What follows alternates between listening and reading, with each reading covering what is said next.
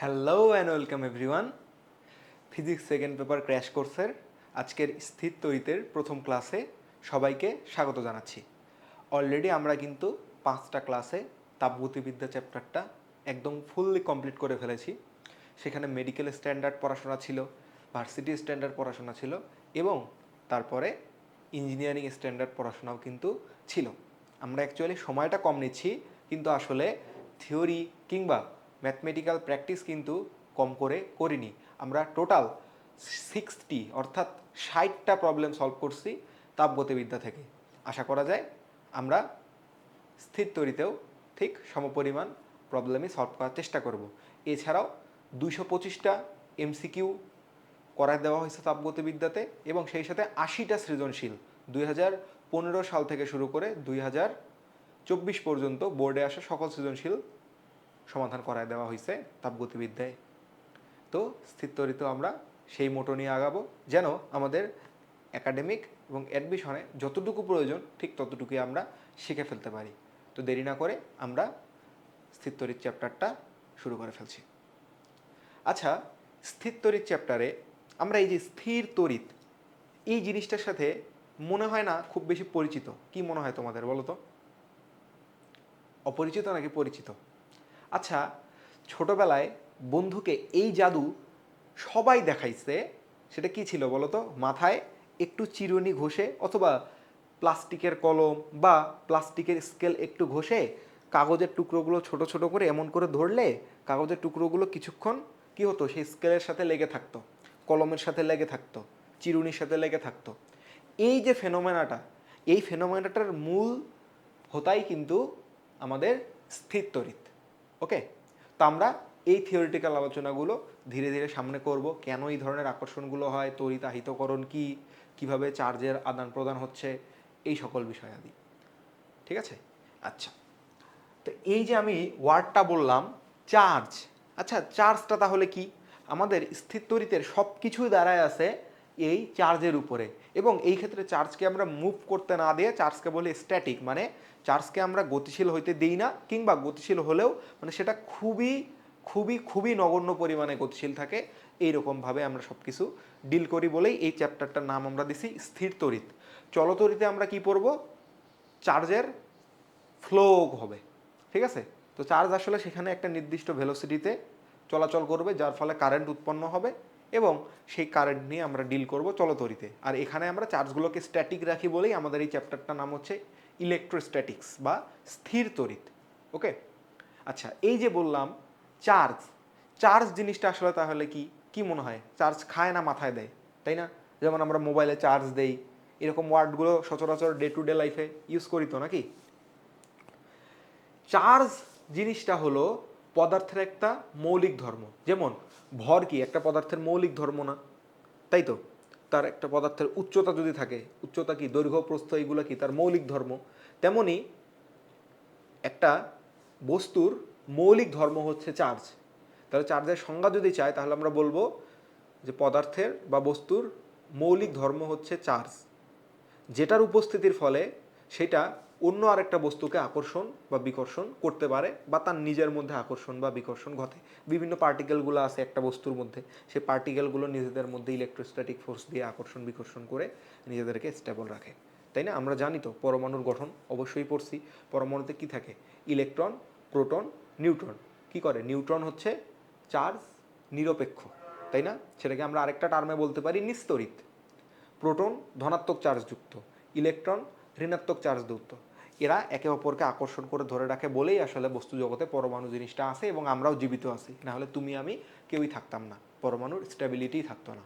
ওকে, তো এগুলো নিয়ে সামনে আবার ডিল হবে, কিভাবে আটকে রাখতেছে এবং আটকে রাখার পরিমাণটা কত, কোথায় বেশি কোথায় কম, এগুলো নিয়ে। তো আমরা বেসিকটা বুঝলাম যে চার্জ।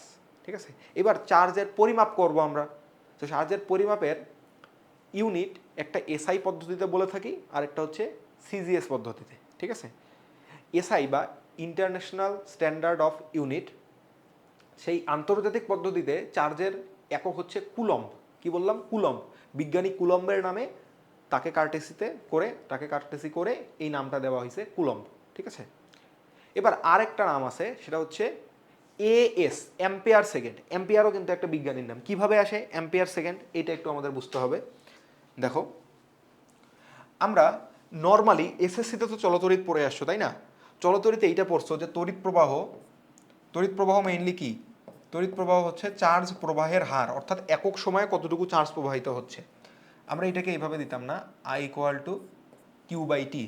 তাহলে কিউ ইকুয়াল টু কি বলা যায়, আই ইন্টু টি। এবার এই আই বা তড়িৎ প্রবাহ এর ইউনিট হচ্ছে অ্যাম্পিয়ার এবং এটা হচ্ছে সময় যার ইউনিট হচ্ছে সেকেন্ড। তাহলে এই দুইটা মিলে আমরা বলে থাকি এটাকে অ্যাম্পিয়ার সেকেন্ড। ঠিক আছে, তাহলে এসআই ইউনিট একটা আমরা দেখতে পাবো কি কুলম, আর একটা দেখতে পাবো অ্যাম্পিয়ার সেকেন্ড। এইটা এমসিকিউ এর জন্য ইম্পর্টেন্ট। এমসিকিউ বলে দিবে যে অ্যাম্পিয়ার সেকেন্ড কিসের ইউনিট, বলতে হবে চার্জ এর ইউনিট। ঠিক আছে, আচ্ছা এরপরে দেখো সিজিএস পদ্ধতিতে দুইটা ইউনিট আছে। এটা যে তোমার খুব লাগবে তা না, কিন্তু যারা মেডিকেল অ্যাসপাইরেন্ট তাদের ক্ষেত্রে এই জিনিসটা জানা থাকতে হবে। কেমন? সিজিএস পদ্ধতিতেও আবার দুই ভাগে ভাগ করে আমরা নামকরণ করে থাকি। একটা হচ্ছে ইএমইউ ইলেকট্রোম্যাগনেটিক ইউনিট, আর একটা বলি ইলেকট্রোস্ট্যাটিক ইউনিট। ঠিক আছে, এই যে দেখো এখানে লেখা আছে এই ইলেকট্রোস্ট্যাটিক ইউনিটকে আবার ফ্র্যাঙ্কলিন বলা হয়, বিজ্ঞানী ফ্র্যাঙ্কলিনের নামে তাকে সংক্ষেপে এফআর লেখা হয়। আর এইটা থেকে ইএসইউকে স্ট্যাটোকুলম্ব, বাংলায় বাংলায় স্ট্যাটোকুলম্ব, আর এটা হচ্ছে স্ট্যাটকুলম্ব অর্থাৎ স্ট্যাট সি এভাবে লেখা হয়। এগুলো মেডিকেলের জন্য বেশ ভালো পরিমাণ ইম্পর্টেন্ট। কেমন? আরেকটা আছে ইলেকট্রোম্যাগনেটিক ইউনিট। ঠিক আছে, ইলেকট্রোম্যাগনেটিক ইউনিটটা কি? ইএমইউ সংক্ষেপে বলা হচ্ছে। এইটাকে আরেকটা নামে বলা হয় এবি কুলম্ব বা এবি ক্যাপিটাল সি। ঠিক আছে, তাহলে আমরা এই জিনিসগুলো একটু মনে রাখবো। এদের মধ্যে কনভার্সনটা কিভাবে করতে পারি, এই যে দেখো এখানে লেখাই আছে যে ওয়ান ইএমইউ মানে হচ্ছে 10 কুলম্ব, অর্থাৎ ইএমইউটা বা ইলেকট্রোম্যাগনেটিক ইউনিটটা একটু বড় ইউনিট। বুঝতে পারছো? আচ্ছা, আর ওয়ান ইএসইউ হচ্ছে 0.0035 এই টাইপের কিছু একটা আসে, সাথে 10 কুলম্ব। তো ওই যে 0.33 হ্যান ত্যান অনেক কিছু ছিল না, ওই জন্য ওইটাকে একটা ফ্র্যাকশনের মাধ্যমে 1/3 লেখা হয়েছে। মানে অ্যাকচুয়ালি 10⁻10 3 × 10⁻10 ইএসইউ মানে হচ্ছে 1 কুলম্ব। মানে ইএসইউ বা ইলেকট্রোস্ট্যাটিক ইউনিটটা হচ্ছে খুবই ছোট পরিমাণ চার্জ মাপার ইউনিট। বুঝতে পারছো? অর্থাৎ ব্যাপারটা এইরকমভাবে তোমরা তুলনা করতে পারো যে 1 ইএসইউ ইকুয়াল টু হচ্ছে 1/3 ইন্টু 10⁻1 ইন্টু 10⁻9, তাহলে 10⁻10 হয়। এবার এটাকে বলতেছে কুলম্ব। এবার 10⁻9 কি নির্দেশ করে? ন্যানো, তাহলে এটা হচ্ছে ন্যানো কুলম্ব। অর্থাৎ এটা হচ্ছে 1/30 ন্যানো কুলম্ব। ঠিক আছে, তার মানে আমার 30 ইএসইউ ইকুয়াল টু হচ্ছে 1 ন্যানো কুলম্ব মাত্র। বুঝতে পারছি? যেখানে 1 ইওমিউ মানে 10 কুলম্ব, সেইখানে এই যে 30 ইএসইউ মানে কেবল 1 ন্যানো কুলম্ব। এবার এই দুইটার মধ্যে সম্পর্ক বের করতে বলতে পারে যে ইএমইউ আর ইএসইউ এর মধ্যে সম্পর্ক কি? সম্পর্ক হচ্ছে ইএমইউটা অনেক বড়, এটা দিয়ে এটাকে ভাগ করে দিবা, তাহলে হয়ে গেল। এটা কত আসবে? ভাগ করে দিলে 3 × 10⁻11 টাইমস, মানে এইটা এর 3 × 10⁻11 টাইমস বড় ইউনিট। বুঝতে পারছি? ওকে, আচ্ছা এরপরে আসি মাত্রা, ডাইমেনশন। মাত্রাটা আমরা এইখান থেকেই পাবো আসলে। এই যে কিউ ইকুয়াল টু আইটি না, চার্জের মানে শুধু সিঙ্গেলভাবে ওর কোনো একক দেওয়া হয় নাই, এই দুইটার সাহায্যে দেওয়া হয়েছে। অ্যাম্পিয়ার, এই যে কারেন্ট বা তড়িৎ প্রবাহ, তার ডাইমেনশনটাকে আই দিয়েই প্রকাশ করা হয়েছে, তার ডাইমেনশনটা আই দিয়েই প্রকাশ করা হয়েছে। ঠিক আছে, আর টি টাইমের ডাইমেনশন, সেটা হচ্ছে টি। তাহলে আইটি এটা হচ্ছে আমাদের চার্জের ডাইমেনশন। ঠিক আছে, ওকে, তাহলে এটা আমাদের ক্লিয়ার। এবার কি বলছে? চার্জ হচ্ছে একটা স্কেলার রাশি, এটা খুবই ইম্পর্টেন্ট। চার্জ হচ্ছে স্কেলার রাশি, আর স্কেলার রাশির যোগ বিয়োগ আমরা কিভাবে করি? বীজগাণিতিকভাবে, তাই না? আমরা যদি একটা 5 আর 3 যোগ করি, কি করব? 5 যোগ 3 বিয়োগ করলে 5 বিয়োগ 3, এইভাবেই তো। যেমন চার্জের ক্ষেত্রে সেম জিনিসটা মেনটেন করবে। সেটা হচ্ছে একটা বস্তু কণার মধ্যে যদি বিভিন্ন জায়গায় ছড়ায় ছিটায় আমরা কয়েকটাকে চার্জ রাখি, তাহলে মোট চার্জটা হবে ওই কয়েকটা চার্জের বীজগাণিতিক যোগফলের সমান। কীরকম একটু দেখি। ধরো এই হচ্ছে একটা বস্তু, ঠিক আছে, এই জায়গায় আমি -10 কুলম চার্জ রাখছি, এই জায়গায় 20 কুলম চার্জ রাখছি, এই জায়গায় 3 কুলম চার্জ রাখছি, ঠিক আছে। তাহলে বললাম তো চার্জ হচ্ছে স্কেলার রাশি, দ্যাটস ওয়াই আমাদের কিউ টোটাল, চার্জকে কিউ দিয়ে প্রকাশ করি, ক্যাপিটাল বা স্মল যেটাই দাও না কেন সমস্যা নেই, কিউ টোটাল ইকুয়াল টু হবে বীজগাণিতিক যোগফল Q1 plus Q2 plus Q3। Q1 কত? -10, তারপরে 20, তারপরে 3, তাহলে 23 বিয়োগ 10, তাহলে পুরো চার্জটা হচ্ছে আমাদের 13 কুলম্ব। বুঝতে পারছি? এইবার চার্জের সংরক্ষণশীলতা বলতে একটা টার্ম আছে। চার্জের সংরক্ষণশীলতা বলতে হচ্ছে আমরা যদি একটা আইসোলেটেড সিস্টেমের মধ্যে, আইসোলেটেড সিস্টেম মানে কি? বিচ্ছিন্ন সিস্টেম। একটা বিচ্ছিন্ন সিস্টেমের মধ্যে অন্য কোনোভাবে চার্জের প্রবেশ বা ওইখান থেকে চার্জ বের হয়ে যাওয়ার সুযোগ না দিই, তাহলে ওই সিস্টেমের মধ্যে মোট চার্জ সমান থাকবে, ঠিক আছে। অর্থাৎ ব্যাপারটা এইরকম, ধরে নাও এইরকম একটা আইসোলেটেড জায়গা আছে, এইখানে এইরকম একটা গোলক ছিল, এইরকম একটা গোলক ছিল, এইরকম একটা গোলক ছিল, অবশ্যই ভেতরে থাকতে হবে। মনে করে নাও এইখানে চার্জ ছিল -10 কুলম, এইখানে চার্জ ছিল -5 কুলম, আর এইখানে চার্জ ছিল 50 কুলম, ঠিক আছে। আচ্ছা, সিস্টেমের মোট চার্জ কত বলতে পারবা? এই সিস্টেমের মোট চার্জ বের করার জন্য আমি ফর্মুলা তো বলেই দিলাম, বীজগাণিতিক যোগফল মেনে চলবে। Q total equal to Q1 plus Q2 plus Q3, অর্থাৎ -10 -5 প্লাস 50, অর্থাৎ পজিটিভ 35 কুলম। এইবার আমি কি করছি, আমি এটা একটা এরকম করে ঝাঁকানি দিছি। ঝাঁকানি দেওয়ার ফলে কি হয়েছে, কিছু চার্জ এদের মধ্যে আদান প্রদান হয়ে গেছে এবং এরা আবার খুব দ্রুত, যতটুকু খুব অল্প সময়ের জন্য এরা একে অপরের সংস্পর্শে ছিল, তার মধ্যেই যেই কয়েকটা চার্জ একে অপরের সাথে ট্রান্সফার হওয়ার হয়ে গেছে, খুব দ্রুতই একেবারে মনে কোনো সেকেন্ডের ভগ্নাংশের মধ্যে এরা আবার আলাদাও করে ফেলা হয়েছে। দ্যাটস ওয়াই পুরোপুরি কেউই নিস্তরিত হয়ে যায় নাই।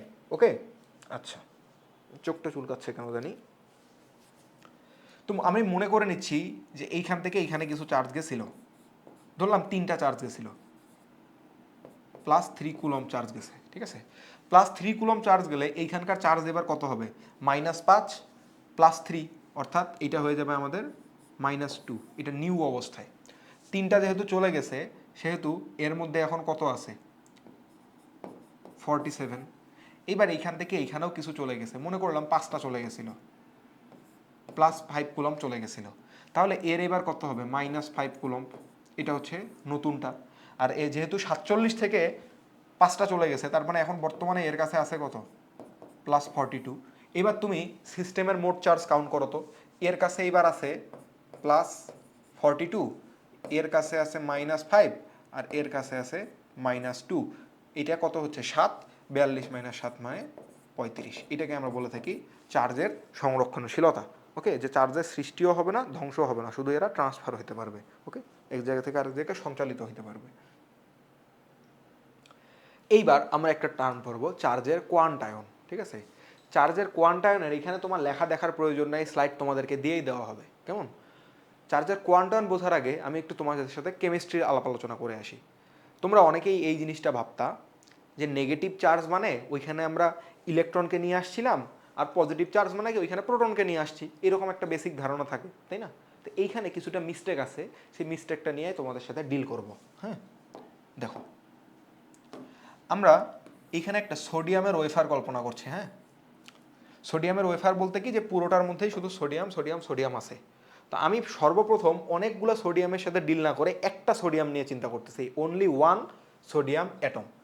তাহলে একটা সোডিয়াম অ্যাটম নিয়ে ডিল যদি করি, তোমাদের মনে এইটা ধারণা ছিল যে এই একটা ওয়েফারকে যদি আমি +2 চার্জে চার্জিত করতে চাই, তাহলে আস্তে আস্তে কি করতে হবে, এর মধ্যে বাইরে থেকে প্রোটন এনে দিতে হবে। আবার যদি নেগেটিভ চার্জে চার্জিত করতে চাই তাহলে বাইরে থেকে এর মধ্যে ইলেকট্রন এনে ছেড়ে দিতে হবে।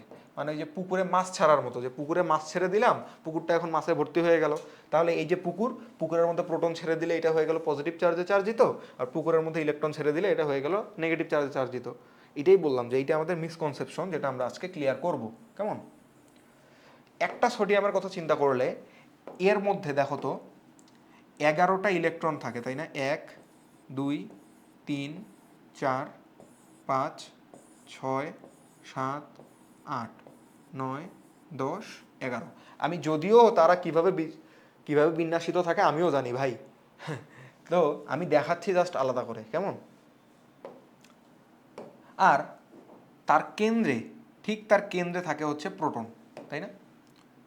1 2 3 4 5 6 7 8 9 10 11। এটা তার কেন্দ্র, এটা হচ্ছে তার আউটার সেলগুলোয় ছড়ায় ছিটায় থাকা ইলেকট্রন। এগুলাকে কি বলতেছি? প্রোটন। আর এগুলাকে কি বলছি? এগুলাকে বলতেছি ইলেকট্রন। ইলেকট্রন। কেমন?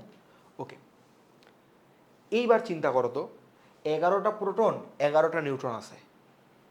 আমরা কি জানি? সোডিয়াম তার আউটার মোস্ট সেল থেকে একটা ইলেকট্রনকে ত্যাগ করে দিতে পারে খুব সহজেই, তাই না? সেই সহজে ত্যাগ করে দিয়ে সে কি স্থিতিশীল ইলেকট্রন বিন্যাস গঠন করে, তাই না?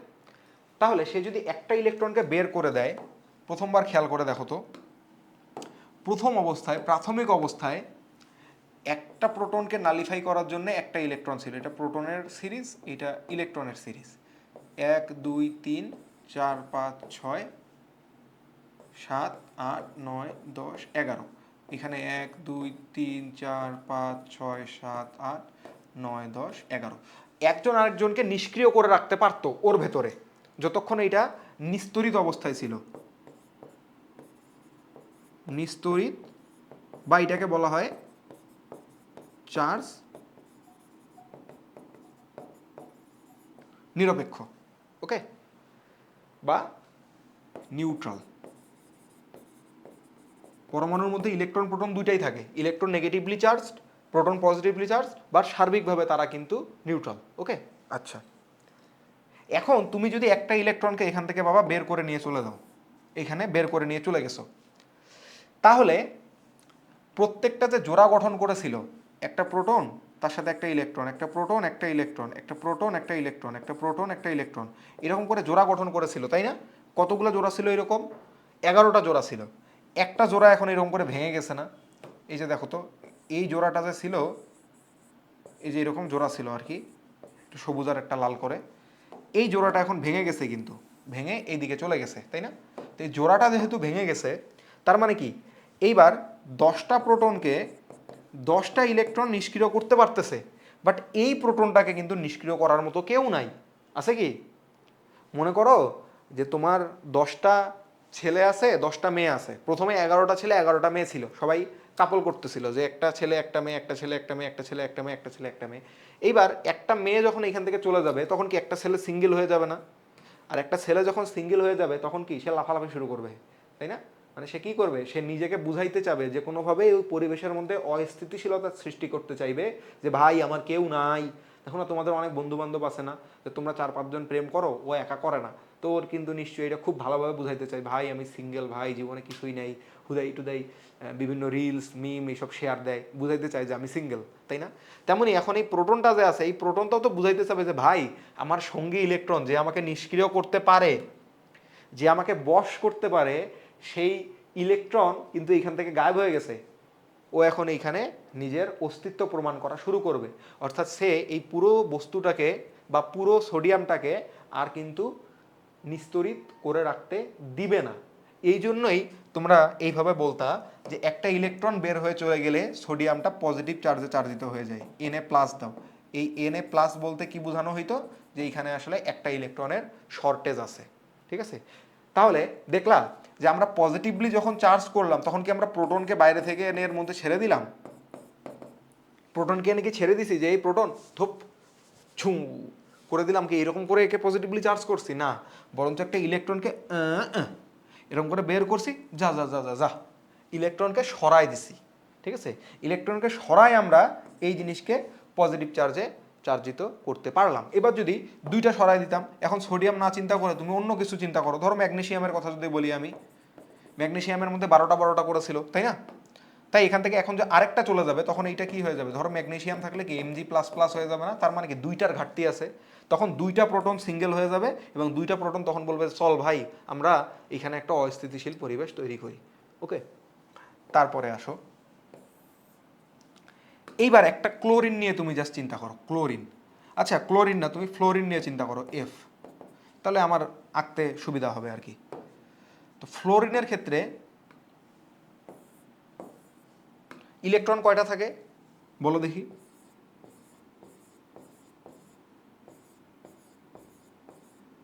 নয়টা হয়ে গেছে না? 1 2 3 4 5 6 7 8 9।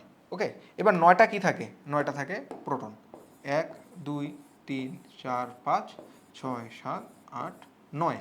ওকে, এবার ক্লোরিন কিন্তু আসলে ইলেকট্রনকে বের হয়ে যাইতে খুব একটা দেয় না, ওর বিভিন্ন ফেনোমেনা আছে, কেমিক্যাল ফেনোমেনাগুলোর জন্য, ঠিক আছে? ওর ইলেকট্রন আসক্তি বেশি, ঠিক আছে, তড়িৎ ঋণাত্মকতা বেশি, এইসব কারণে সে কি করবে, বাইরে থেকে একটা ইলেকট্রন নিবে। সে যখন একটা ইলেকট্রন নিয়ে গেল, বাইরে থেকে নিয়ে আসলো, এটা বাইরের, এটা আউটসাইডার বলতেছি। প্রোটন তুমি বলতে পারো যে একে আমি নেগেটিভ চার্জে চার্জিত করতে চাচ্ছি, তাহলে কি একটা প্রোটনকে ফেলে দিলেই হয়। এখানে পজিটিভ চার্জে চার্জিত করার জন্যে বিপরীত ধর্মের চার্জটা, পজিটিভ চার্জে চার্জিত করার জন্যে বিপরীত ধর্মের চার্জটাকে আমরা বের করে দিছি, তাহলে এইখান থেকেও আমরা বিপরীত ধর্মের চার্জটাকে বের করে দিলেই তো হয়। এখানে এখন হয়ে গেল, এখানে 8টা প্রোটন আর 9টা ইলেকট্রন, তাহলে কি একটা ইলেকট্রন এবার লাফালাফি শুরু করে দিবে, এ ভাই আমি সিঙ্গেল, ভাই আমি সিঙ্গেল, ভাই আমি সিঙ্গেল, এবং আমরা নেগেটিভটাই আসলে দেখতে পাবো, তাই না? কিন্তু ভাই এই ইলেকট্রনগুলা থাকে পরমাণুর আউটার মোস্ট সেলে এবং এই প্রোটনগুলা থাকে কেন্দ্রে। তোমরা এটা জানো যে নিউক্লিয়াসের তুলনায় পরমাণুর আউটার যে সারফেস এরিয়াটা আছে, মানে তার লাস্ট শেলটা মোটামুটি 10⁵ থেকে 10⁶ গুণ বড়। তার মানে এই কোরটা কত ছোট, 10⁻⁻12 থেকে এরকম কিছু একটা, 12 না মনে হয় আরও ছোট, -14 থেকে 15 মনে হয় এরকম। তো 10⁻14 15 মিটার তার মধ্যেই আছে। মানে কি, আমি যদি এই ঘরের সাপেক্ষে বলতে চাই, তাহলে ঘরের যে একদম কোনাটা, সেই কোনাটায় আছে এই ইলেকট্রনগুলা, আর এই যে কলমের যে মাথাটা, এই কলমের মাথায় আছে তার নিউক্লিয়াস, অর্থাৎ এই প্রোটনগুলা। তো তুমি এইখান থেকে কি ইনজেকশন করে ওরা বের করে নিয়ে যাবা, যেরকম করে ছিপ ফেলবা তারপরে ওইখান থেকে বের হয়ে চলে আসবে? হবে না তো ভাই, হবে না। যেই কারণে আমরা এইখানে নেগেটিভ চার্জে চার্জিত করার জন্য এই প্রোটনকে যে সরাইতে চাচ্ছি, এই আইডিয়াটা পুরো ফ্লপ আইডিয়া, এটা করা যাবে না, আসলে বাস্তবে সম্ভব না। সম্ভব ওগুলো বিভিন্ন রকম কাহিনী করে হবে, কিন্তু নর্মালি আমরা যেই ধরনের কাজকর্ম করতে চাই সেগুলোতে হবে না। কি করতে হবে, একটা আউটার ইলেকট্রনকে আমরা এখানে এনে দিব, এটা গোলাপি দিয়ে দেখাইলাম যে অতিরিক্ত ইলেকট্রন। তাহলে এই অতিরিক্ত ইলেকট্রনের তো কোনো জোড়া নেই, এদের প্রত্যেকেরই একটা করে জোড়া আছে, কিন্তু জোড়া আছে, এই অতিরিক্ত ইলেকট্রনের কোনো জোড়া ছিল না। দ্যাটস ওয়াই এইবার নিজের নেগেটিভ চার্জটাকে প্রকাশ করে দিবে। আর ইলেকট্রনের চার্জ কত, সে তখন বলবে এই পুরো বস্তুটার চার্জ হচ্ছে 1.6 × 10⁻19 কুলম্ব। এটাকে আমরা F মাইনাস দিয়ে দেখাইতাম না? এইখানে যখন সোডিয়ামের কথা চিন্তা করবো যে একটা ইলেকট্রন বের করে দিছি, তখন আমি কি বলবো, এখানে পজিটিভ 1.6 × 10⁻19 কুলম্ব, এটা ছিল এর চার্জ, এটা হচ্ছে এই পরিমাণ চার্জ। বুঝতে পারছি? তার মানে আমি এখান থেকে একটা কনক্লুশনে আসতে চাচ্ছি, সেই কনক্লুশনটা হচ্ছে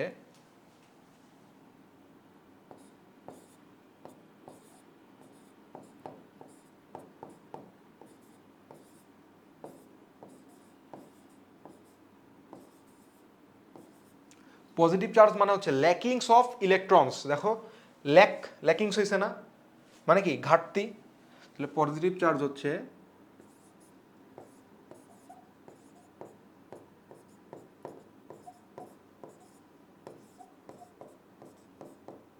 ইলেকট্রনের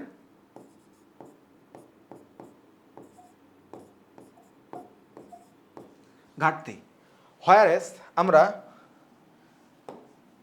নেগেটিভ চার্জকে কি বলতে পারি, এগুলো আমি মুছে দিব, এগুলো লাগবে না আমাদের।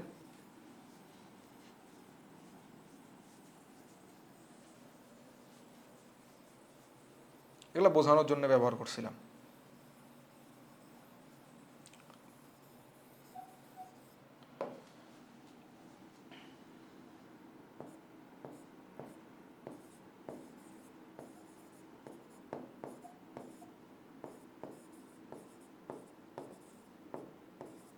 নেগেটিভ চার্জ হচ্ছে ইলেকট্রনের আধিক্য, মানে ইলেকট্রন বেশি আছে প্রয়োজনের থেকে, যা ঘটনা থাকার কথা ছিল তার চেয়ে বেশি আছে এখানে।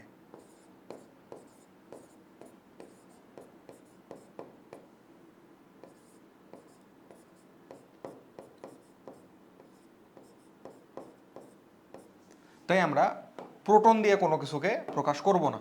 ধরো এইবার একটা ব্যাপার সুন্দরভাবে চিন্তা করবা, মনে করো এই জিনিসকে তুমি নেগেটিভ চার্জে চার্জিত করতে চাচ্ছ, তুমি এটাকে নেগেটিভ চার্জে চার্জিত করবে এনিহাও।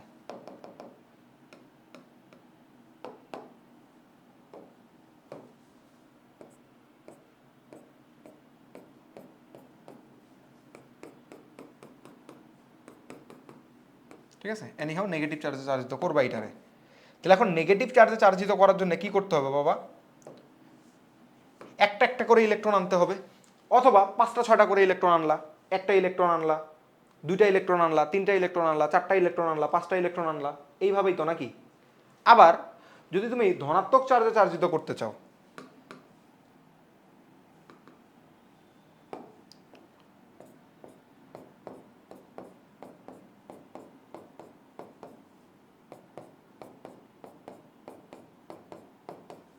ধনাত্মক চার্জে চার্জিত করতে চাইলে কি করতে হবে? একটা একটা করে ইলেকট্রনকে বের করে নিয়ে যেতে হবে। একটা ইলেকট্রন বের করে নিয়ে গেলাম, +1.6 ইন্টু 10⁻৯ কুলম। 2টা ইলেকট্রনকে বের করে নিয়ে গেলে +3.2 ইন্টু 10⁻19 কুলম। 3টা ইলেকট্রনকে বের করে নিয়ে গেলে 4.8 ইন্টু 10⁻19 কুলম। তারপরে 4টা ইলেকট্রনকে বের করে নিয়ে গেলে +6.4 ইন্টু 10⁻19 কুলম, ঠিক না? তাহলে পজিটিভ চার্জে চার্জিত করার জন্য এখান থেকে একটা একটা করে ইলেকট্রনকে বের করে নিয়ে যেতে হচ্ছে। একটা ইলেকট্রনকে বের করে নিয়ে গেলাম, তাহলে বর্তমান অবস্থায় চার্জ কত হবে? চার্জ হবে +1.6 ইন্টু 10⁻19 কুলম। যদি 2টা ইলেকট্রনকে একসাথে বের করে নিয়ে যাই, তাহলে এটার চার্জ হবে +3.2 ইন্টু 10⁻19 কুলম। আচ্ছা, তুমি কি এখান থেকে বলতে পারবা যে আমি 2.5টা ইলেকট্রন বের করে নিয়ে যেতে চাই? পসিবল কি ভাই? তুমি বলবা যে আমি 2টা ইলেকট্রনকে বের করে নিব, সাথে আরেকটার অর্ধেককে নিব, কাইটা অর্ধেক এইখানে রাইখা যাব আর অর্ধেককে বাইরে বের করে দিব। আচ্ছা, এটা কি পসিবল? যখন ইলেকট্রনকে কেটে ফেলবা, কোয়ার্ক আর স্ট্রিং পাওয়া যাবে, তার মধ্যে কি ইলেকট্রনীয় যে ধর্মগুলা সেইগুলো প্রকাশ পাবে? সে কি আর ইলেকট্রনের মতো ফেনোমেনাগুলো দেখাবে? No.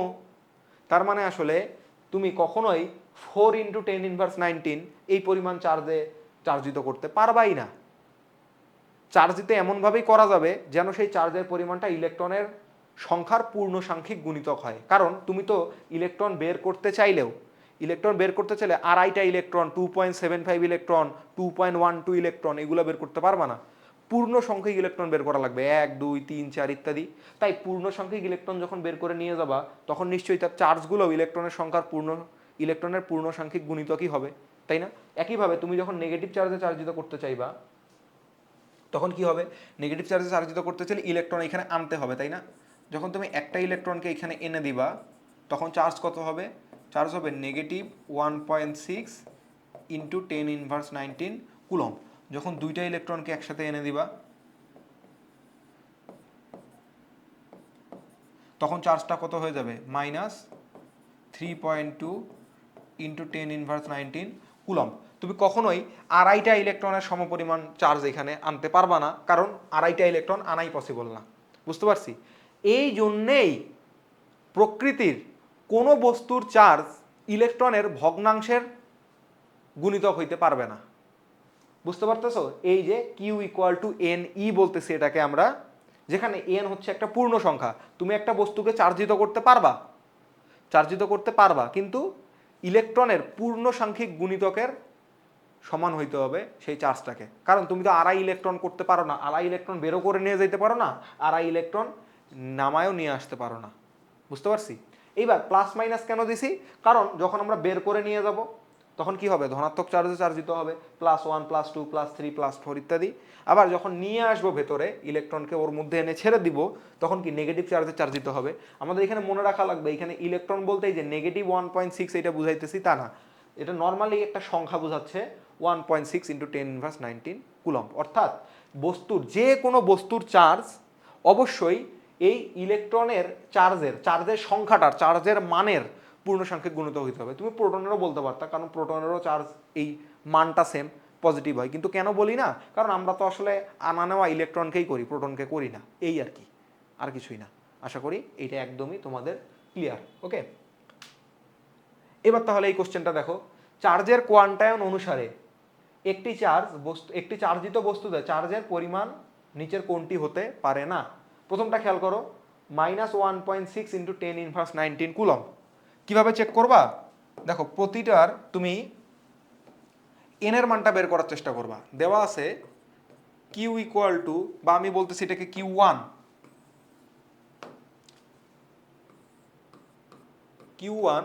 Equal to N1 × E। তাহলে এইখান থেকে N1টা ইজিলি বের হয়ে আসে। N1 ইকুয়াল টু কত, Q1/E। Q1টা কত, -1.6 × 10⁻19 ডিভাইডেড বাই 1.6 × 10⁻19। তাহলে এটা কত আসতেছে, -1। এটা তো একটা পূর্ণ সংখ্যা, তাই না, ইন্টিজার নাম্বার, তাহলে এটা কিন্তু থাকা পসিবল, তাই না। এইবার তুমি চেক করবা N2টা। N2 ইকুয়াল টু কি বলতে পারো, Q2/E। Q2 কত, Q2 হচ্ছে 2.4 × 10⁻19 ডিভাইডেড বাই 1.6 × 10⁻19। এইটা আসবে আমাদের 3/2। 3/2 চলে আসলো, অর্থাৎ 1.5। এই 1.5 তো এইটা নট বিলংস টু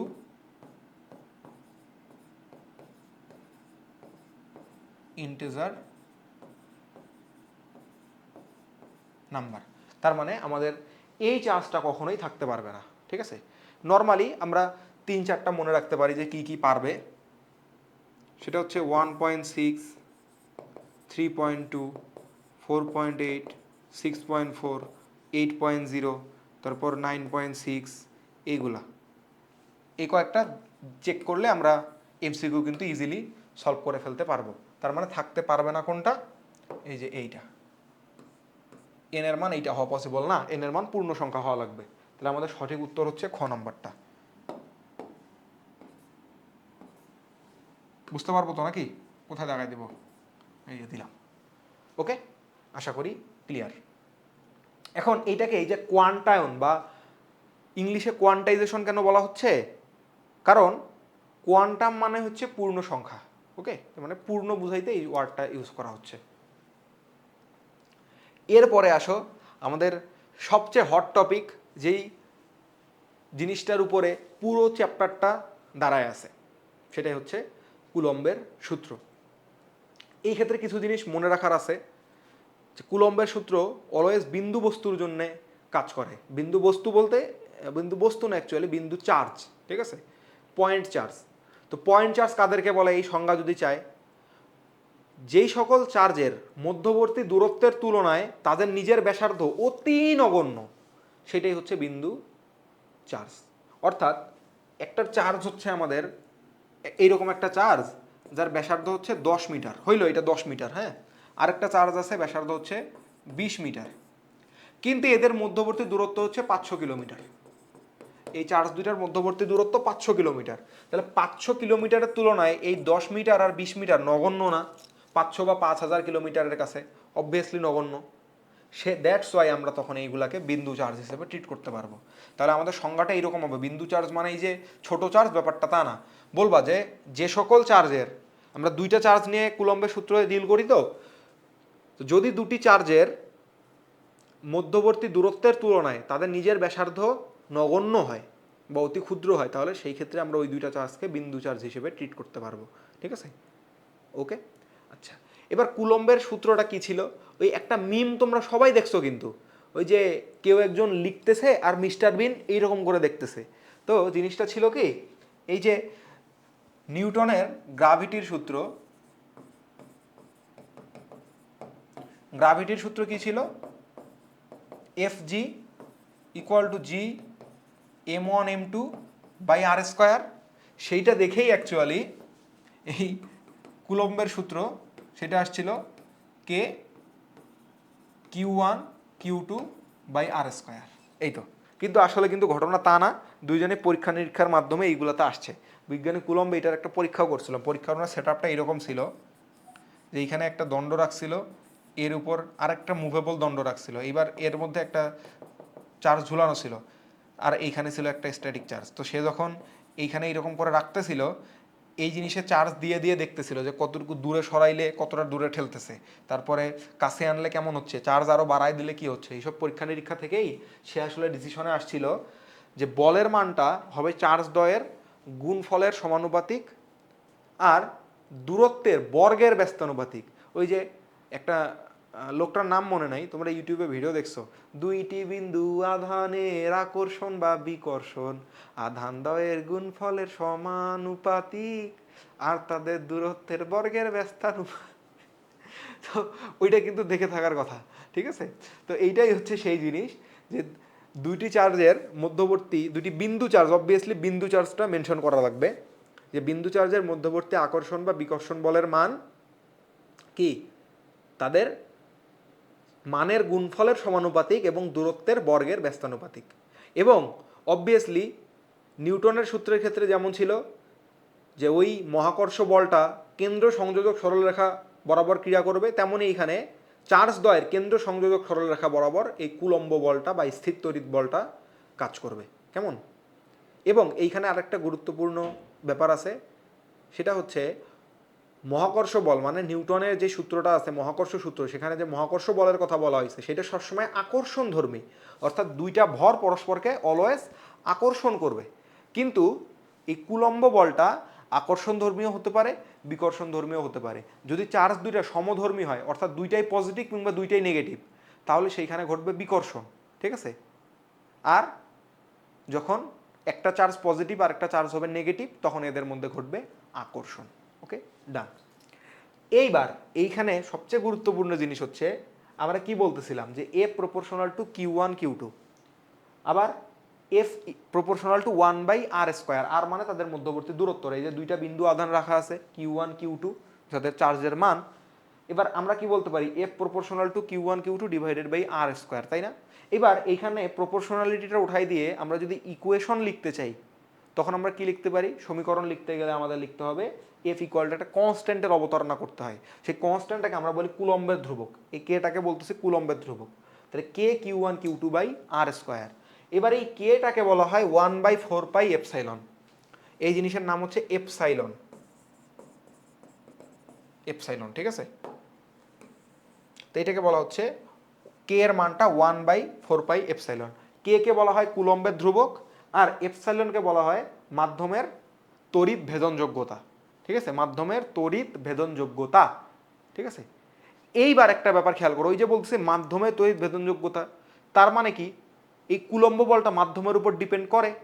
অবভিয়াসলি করে। গ্রাভিটি কিন্তু করতো না, গ্রাভিটি কিন্তু মাধ্যম নিরপেক্ষ ছিল। তুমি মহাকাশে নিয়ে যাও, সাগরের তলে নিয়ে যাও, দুইটা বস্তুকে নির্দিষ্ট দূরত্বে রাখলে নির্দিষ্ট ভরের দুইটা বস্তু অবশ্যই ওই সেম পরিমাণ বলেই একে অপরকে আকর্ষণ করতো। কিন্তু এখন তুমি বায়ুতে রাখো, পানিতে রাখো, অথবা একটা বালু টালুর মধ্যে ঢুকায় রেখে দাও, এই চার্জ দুইটার মধ্যে আকর্ষণ বলের মান কিন্তু বা বিকর্ষণ বলের মান কিন্তু অবভিয়াসলি চেঞ্জ হবে। তাই এইখানে একদম শুরুতেই বলা আছে একটি নির্দিষ্ট মাধ্যমে, কুলম্বের সূত্র মাধ্যম নিরপেক্ষ নয়, কুলম্বের সূত্রে মাধ্যমের উপরে নির্ভর করে। ওকে, এবার আমরা দুইটা টার্ম দিয়ে রাখছি, সেটা হচ্ছে কুলম্বের ধ্রুবক কে নট ইকুয়াল টু 9 × 10⁹ ইউনিট, কেন এটা আসতেছে পরে বলবো, ঠিক আছে? আর তড়িৎ ভেদনযোগ্যতা, এটা শূন্য মাধ্যমের ক্ষেত্রে। এখানে এই শূন্য মাধ্যম জিনিসটা একটা স্ক্যাম, কারণ প্রকৃতিতে আসলে শূন্য মাধ্যম বা ভ্যাকিউম পুরোপুরি তৈরি করাটাই একদম একটা খুবই মানে বৈজ্ঞানিকভাবে বলা যায় ইম্পসিবল। তারপরও মানুষজন চেষ্টা করতেছে, কিছু পরীক্ষা নিরীক্ষাও হয়েছে আসলে। তো শূন্য মাধ্যমের ক্ষেত্রে আমরা বায়ুর যেহেতু আসলে বাধাটা খুব কম থাকে, দ্যাটস ওয়াই আমরা শূন্য মাধ্যমকে ফিজিক্সে বায়ু মাধ্যম বলেও চালাইতে পারি। তাহলে শূন্য মাধ্যম বা বায়ু মাধ্যমের কুলম্বের ধ্রুবকটা হচ্ছে 9 × 10⁹ newton metre square per coulomb square, মুখস্থ করে নাও কারণ পরে বলতেছি। আর শূন্য মাধ্যমের তড়িৎ ভেদনযোগ্যতার মান হচ্ছে 8.854 × 10⁻12 newton per metre square coulomb square. ঠিক আছে, কেন আসতেছে পরে বলতেছি। আর এটা তো বলেই দিলাম যে পরস্পর বিকর্ষণ করবে কারা, সমধর্মী আধান, আর পরস্পর আকর্ষণ করবে বিপরীত ধর্মী আধান। ওকে, আচ্ছা এইবার আসো আমরা কুলম্বের ধ্রুবক সম্বন্ধে একটু পড়াশোনা করি। কুলম্বের ধ্রুবক কি? কুলম্বের ধ্রুবকটা হচ্ছে কোনো নির্দিষ্ট মাধ্যমে, বুঝো কুলম্বের ধ্রুবক কে কি ছিল বলতো, আমরা আসলে ফর্মুলাটা লিখতে চাচ্ছি। এফ ইকুয়াল টু ছিল K Q1 Q2 divided by R square. তাহলে এইখান থেকে কে ইকুয়াল টু কি বলা যায় খেয়াল করে দেখো তো, এটা কিন্তু ক্যাপিটাল কে, হ্যাঁ capital K equal to F R square divided by Q1 Q2। এটার সংজ্ঞা হচ্ছে যদি কোনো নির্দিষ্ট মাধ্যমে দুইটা একক আধানকে একক দূরত্বে মানে 1 মিটার দূরত্বে 1 কুলম্ব দুইটা আধানকে রাখা হয়, তাহলে এরা পরস্পরকে যেই বলে বিকর্ষণ করবে, কিংবা বিপরীত ধর্মী যদি আধানকে রাখা হয় তাহলে যে বলে তারা পরস্পরকে আকর্ষণ করবে, সেইটাই হচ্ছে ওই মাধ্যমের কুলম্বের ধ্রুবক। ওকে, এটা কি ক্লিয়ার? কোনো ভেজাল আছে? নাই। এবার এইখান থেকে আমরা ইউনিটও বের করে ফেলতে পারি। দেখো বলের ইউনিটটা আগে বের করো। ইউনিট কি আমরা কি বলতে পারি, কে F equal to normally MG বলি না আসলে আমরা, M A into R square divided by Q1 Q2 বা যেইভাবে বলো না কেন সমস্যা নাই।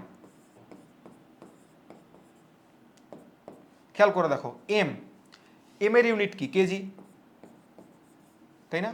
এ এর ইউনিট কি, মিটার পার সেকেন্ড স্কোয়ার, আর এর ইউনিট কি, মিটার স্কোয়ার, আর এই দুইটার ইউনিট কি, কুলম। তাহলে কুলম, তাই না? তাহলে এইখান থেকে তুমি ওর ইউনিটটাকে এইটা বলতে পারো যে KG metre cube second inverse. দেখো KG metre cube second inverse আর কুলম ইনভার্স 2। এইটা আমাদেরকে কোথায় দিবে জানো? এটা দিবে হচ্ছে এমসিকিউ এর বহুপদী সমাপ্তি সূচক আছে না, যে 1 2 3 তিনটা অপশন থাকে, তারপরে ক নাম্বার থাকে 1 ও 2 2 ও 3, তারপরে 1 ও 3, তারপরে 1 2 ও 3, সেইগুলো জায়গায় এই জন্য এটা লিখে দিলাম। মেইনলি আমরা তো বলের ইউনিট আসলে এইভাবে ভেঙে লিখি না, কি লিখি, নিউটন দিয়ে লিখি না।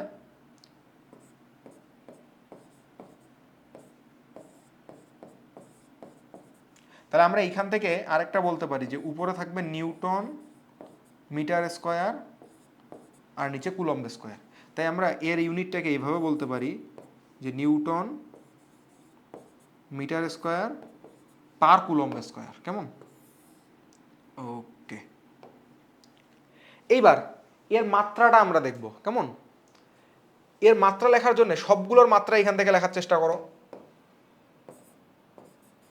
কুলম্বের ধ্রুবকের মাত্রা লেখার চেষ্টা করো। কেজি এর জন্য, আচ্ছা এইখান থেকে লেখো দেখি আস্তে আস্তে, এখান থেকে কি আসতেছে, কেজি, বুঝো কেজি, এখান থেকে আসতেছে মিটার কিউব, এখানে আসতেছে সেকেন্ড ইনভার্স 2, এখানে আছে দুইটা কুলম্ব। কুলম্বের জন্য আমরা আপাতত কুলম্বই রাখতেছি, সমস্যা নাই, সি স্কোয়ার দিয়ে দিচ্ছি। যাও, ঠিক আছে।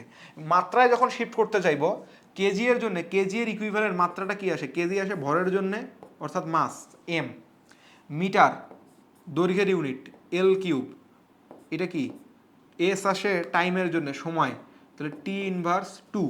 এবার নিচে চিন্তা করো কুলম্ব স্কোয়ার আছে, কুলম্বের তো আসলে নির্দিষ্ট কোনো ডাইমেনশন নাই, তাকে আমরা কি লিখি, আইটি লিখি না, আইটি। তাহলে এটা কি হবে, আইটি হোল স্কোয়ার, তাই না? তাহলে ফাইনালি পুরোটা ক্যালকুলেট করে দিলে আমাদের কি আসবে, খুব ভালোভাবে চিন্তা করে দেখো, এম এল কিউব টি, দেখো দেখো টি এখানে -2 আছে, এই 2টা উপরে চলে গেলে -2ই হবে, তাহলে এটা হচ্ছে -4, তারপরে আই ইনভার্স 2। বোঝা গেছে কি? এইটা কিন্তু এমসিকিউ এর জন্য খুবই ইম্পর্টেন্ট, যে কুলম্বের ধ্রুবকের মাত্রা কত। হ্যাঁ, তাহলে এইটা হচ্ছে তার মাত্রা, এটা হচ্ছে তার একক, আর এইটা হচ্ছে বহুল ব্যবহৃত একক।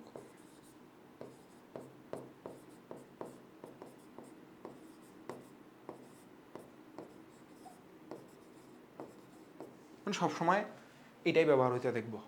ওকে, আর এর মানটা কি? বিজ্ঞানী কুলম পরীক্ষা নিরীক্ষা করে দেখছে যে শূন্য মাধ্যমে পরীক্ষা করলে এই যে মানটা, এই মানটাই পাওয়া যায় অ্যাকচুয়ালি 9 ইন্টু 10⁹9। এটা সে তুলনা করে দেখছিল, আসলে পরীক্ষা করেই দেখছিল, অ্যাকচুয়ালি বিভিন্ন ধরনের পরীক্ষা নিরীক্ষা করে পাইছিল। এটা কার জন্যে? এটা হচ্ছে এয়ার বা জিরো মিডিয়াম।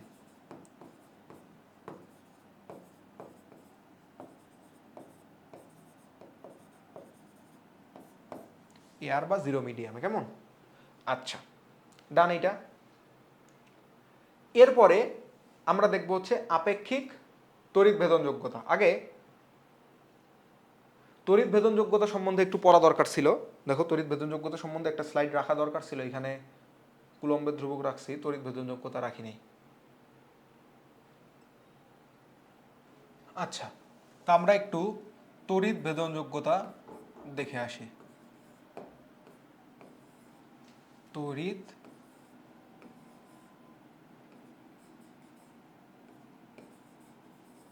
ভেদনযোগ্যতা,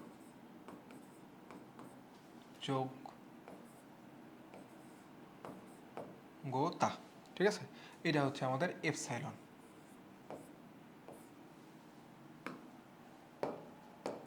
তো বুঝতেই পারছো তড়িৎ ভেদনযোগ্যতার সাথে আমাদের কুলম্ব ধ্রুবকের সম্পর্ক কি বলতো? কে ইকুয়াল টু 1/4 পাই এপসাইলন, তাই না? তাই এখান থেকে বুঝতেই পারছো এপসাইলনের মানটা কত আসবে? 1/4 পাই কে। এবার যদি তুমি শূন্য মাধ্যমের জন্য চিন্তা করো, শূন্য বা বায়ু মাধ্যমে, সেখানে কে জিরো কত?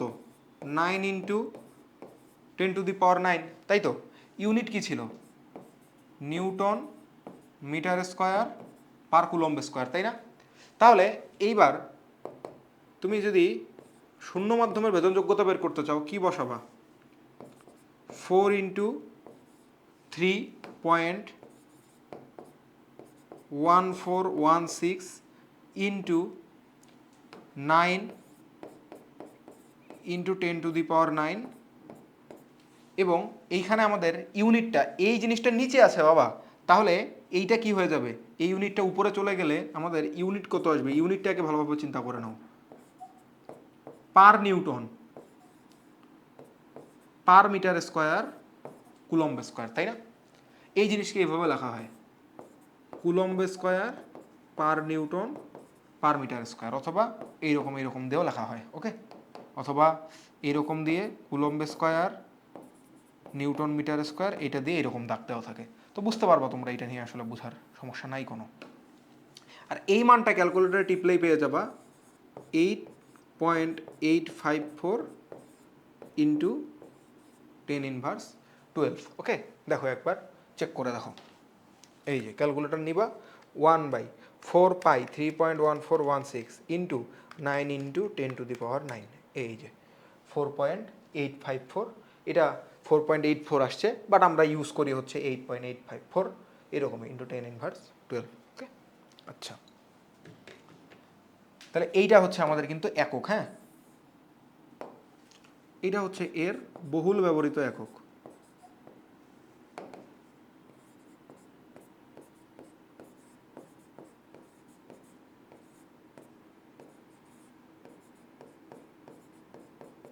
এর অন্য আরেকটা ভাঙা একক, মানে ভেঙে ভেঙে যেটা লেখা হয়, ওই রকম এককের কথা যদি চিন্তা করো, তাহলে বলো তো কত আসবে? ওইখানে কি ছিল?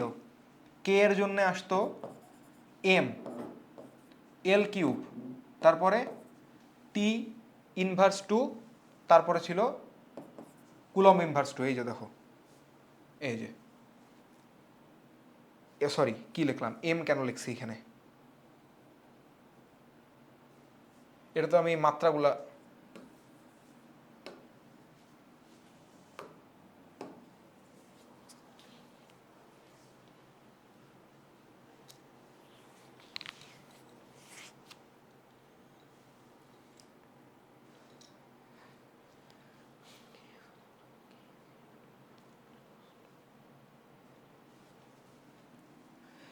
KG metre cube second inverse 2 coulomb inverse 2, তাই না? এই যে আলটিমেটলি যে নিউটনের জন্য আসতো kg metre per second square, তার সাথে আরেকটা মিটার স্কোয়ার গুণ হয়ে গেল, আর কুলম্ব ইনভার্স 2 তো আছেই। তাই আমরা এইটাকে যদি এখন পরিবর্তন করে লিখতে চাই, তাহলে দেখো তো কি আসা উচিত। এটা আসবে আমাদের কেজি ইনভার্স 1 মিটার ইনভার্স 3, তারপরে সেকেন্ড ইনভার্স 2 ছিল, সেটা হয়ে যাবে সেকেন্ড স্কোয়ার, আর সি ইনভার্স 2 ছিল মানে কুলম্ব ইনভার্স 2 ছিল, সেটা হয়ে যাবে কুলম্ব স্কোয়ার। ওকে, এইটাও কিন্তু আমাদের একক। এটাও দিবে আমাদের কোথায় বলো দেখি, এটা দিবে আমাদের এমসিকিউয়ে। কেমন? ওকে, এবার আমরা একটু মাত্রাটা দেখব।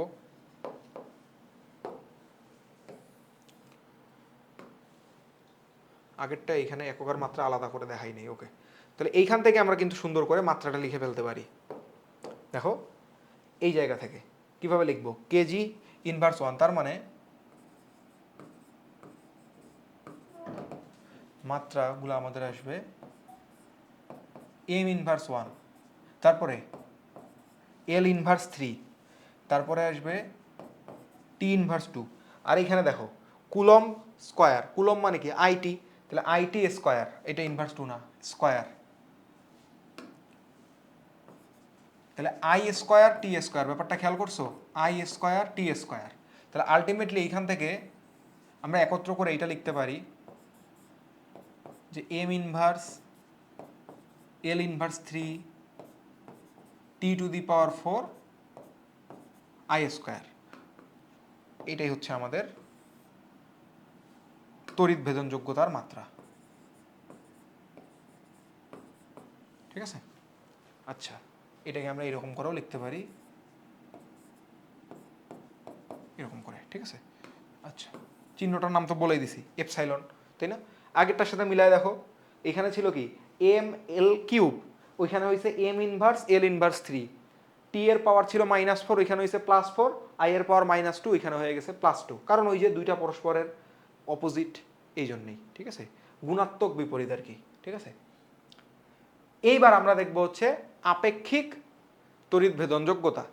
আপেক্ষিক তড়িৎ ভেদনযোগ্যতা কি আছে, আপেক্ষিক মানে কি, একটার তুলনা আর একটা কত গুণ, এটাই হচ্ছে আপেক্ষিক, মানে একটার সাপেক্ষে আরেকটা কতটুকু, সেটাই তো।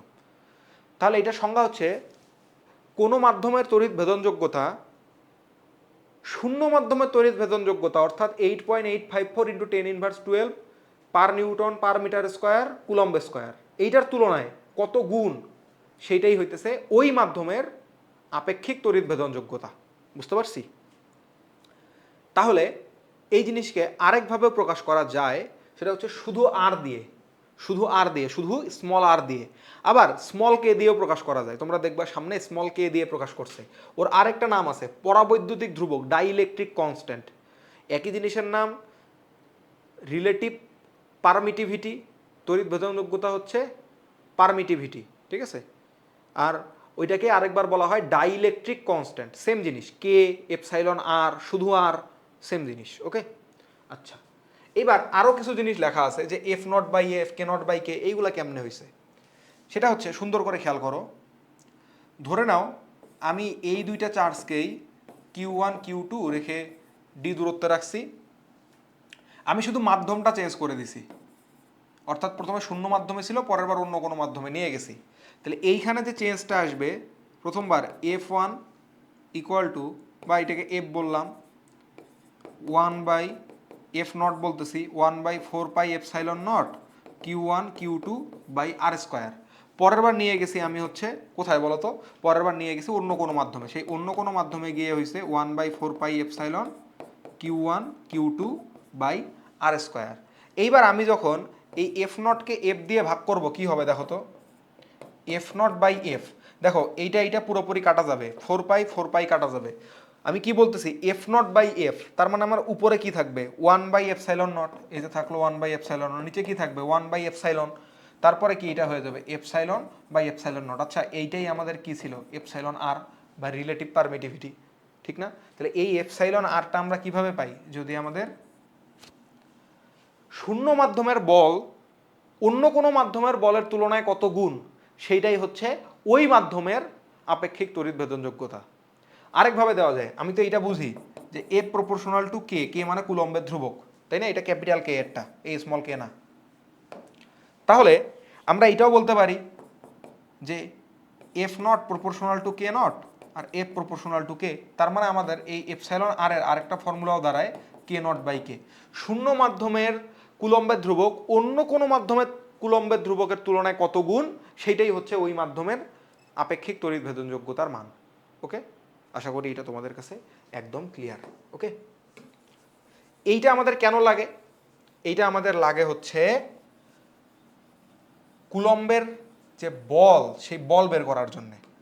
অর্থাৎ তোমাকে বলে দেওয়া থাকবে আপেক্ষিক ভেদনযোগ্যতার মানটা, তোমাকে আপেক্ষিক তড়িৎ ভেদনযোগ্যতার মান দেওয়া থাকবে, অর্থাৎ তোমাকে এইটা দেওয়া থাকবে,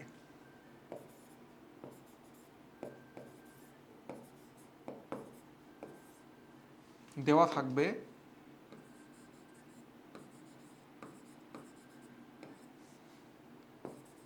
এক্স,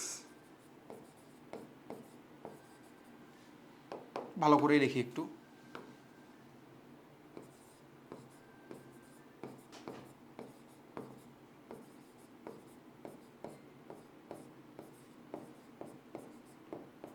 অজানা মাধ্যমের এপসাইলন আর আর শূন্য মাধ্যমের এপসাইলন নট। এটা তো আমরা মুখস্থই রাখতে পারি, তাই না? এখন অজানা মাধ্যমে বল বের করতে দিবে,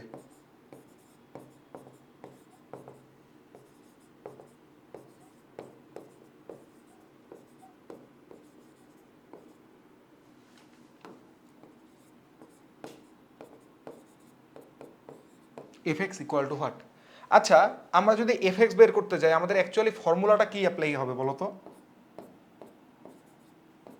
Fx ইকুয়াল টু আচ্ছা আসবে 1/4πε, অর্থাৎ ওই মাধ্যম এক্স মাধ্যমের যে তড়িৎ ভেদযোগ্যতা সেটা আনা লাগবে, সাথে এইটা তো থাকবেই Q1 Q2/r²।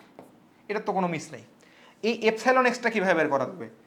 আমরা কি জানি, epsilon R equal to epsilon X divided by কি এপসাইলন নট।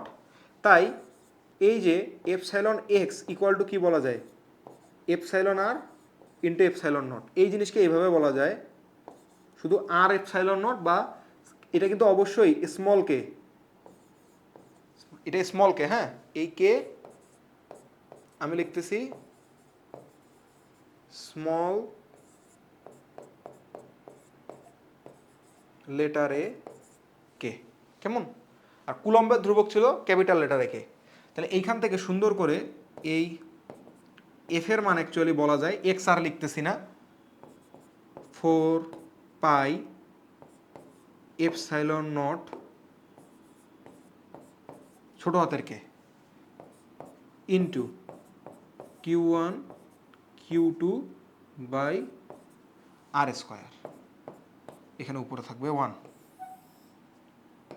এখানে মনে রাখার বিষয় হচ্ছে কে কিন্তু কুলম্বের ধ্রুবক না।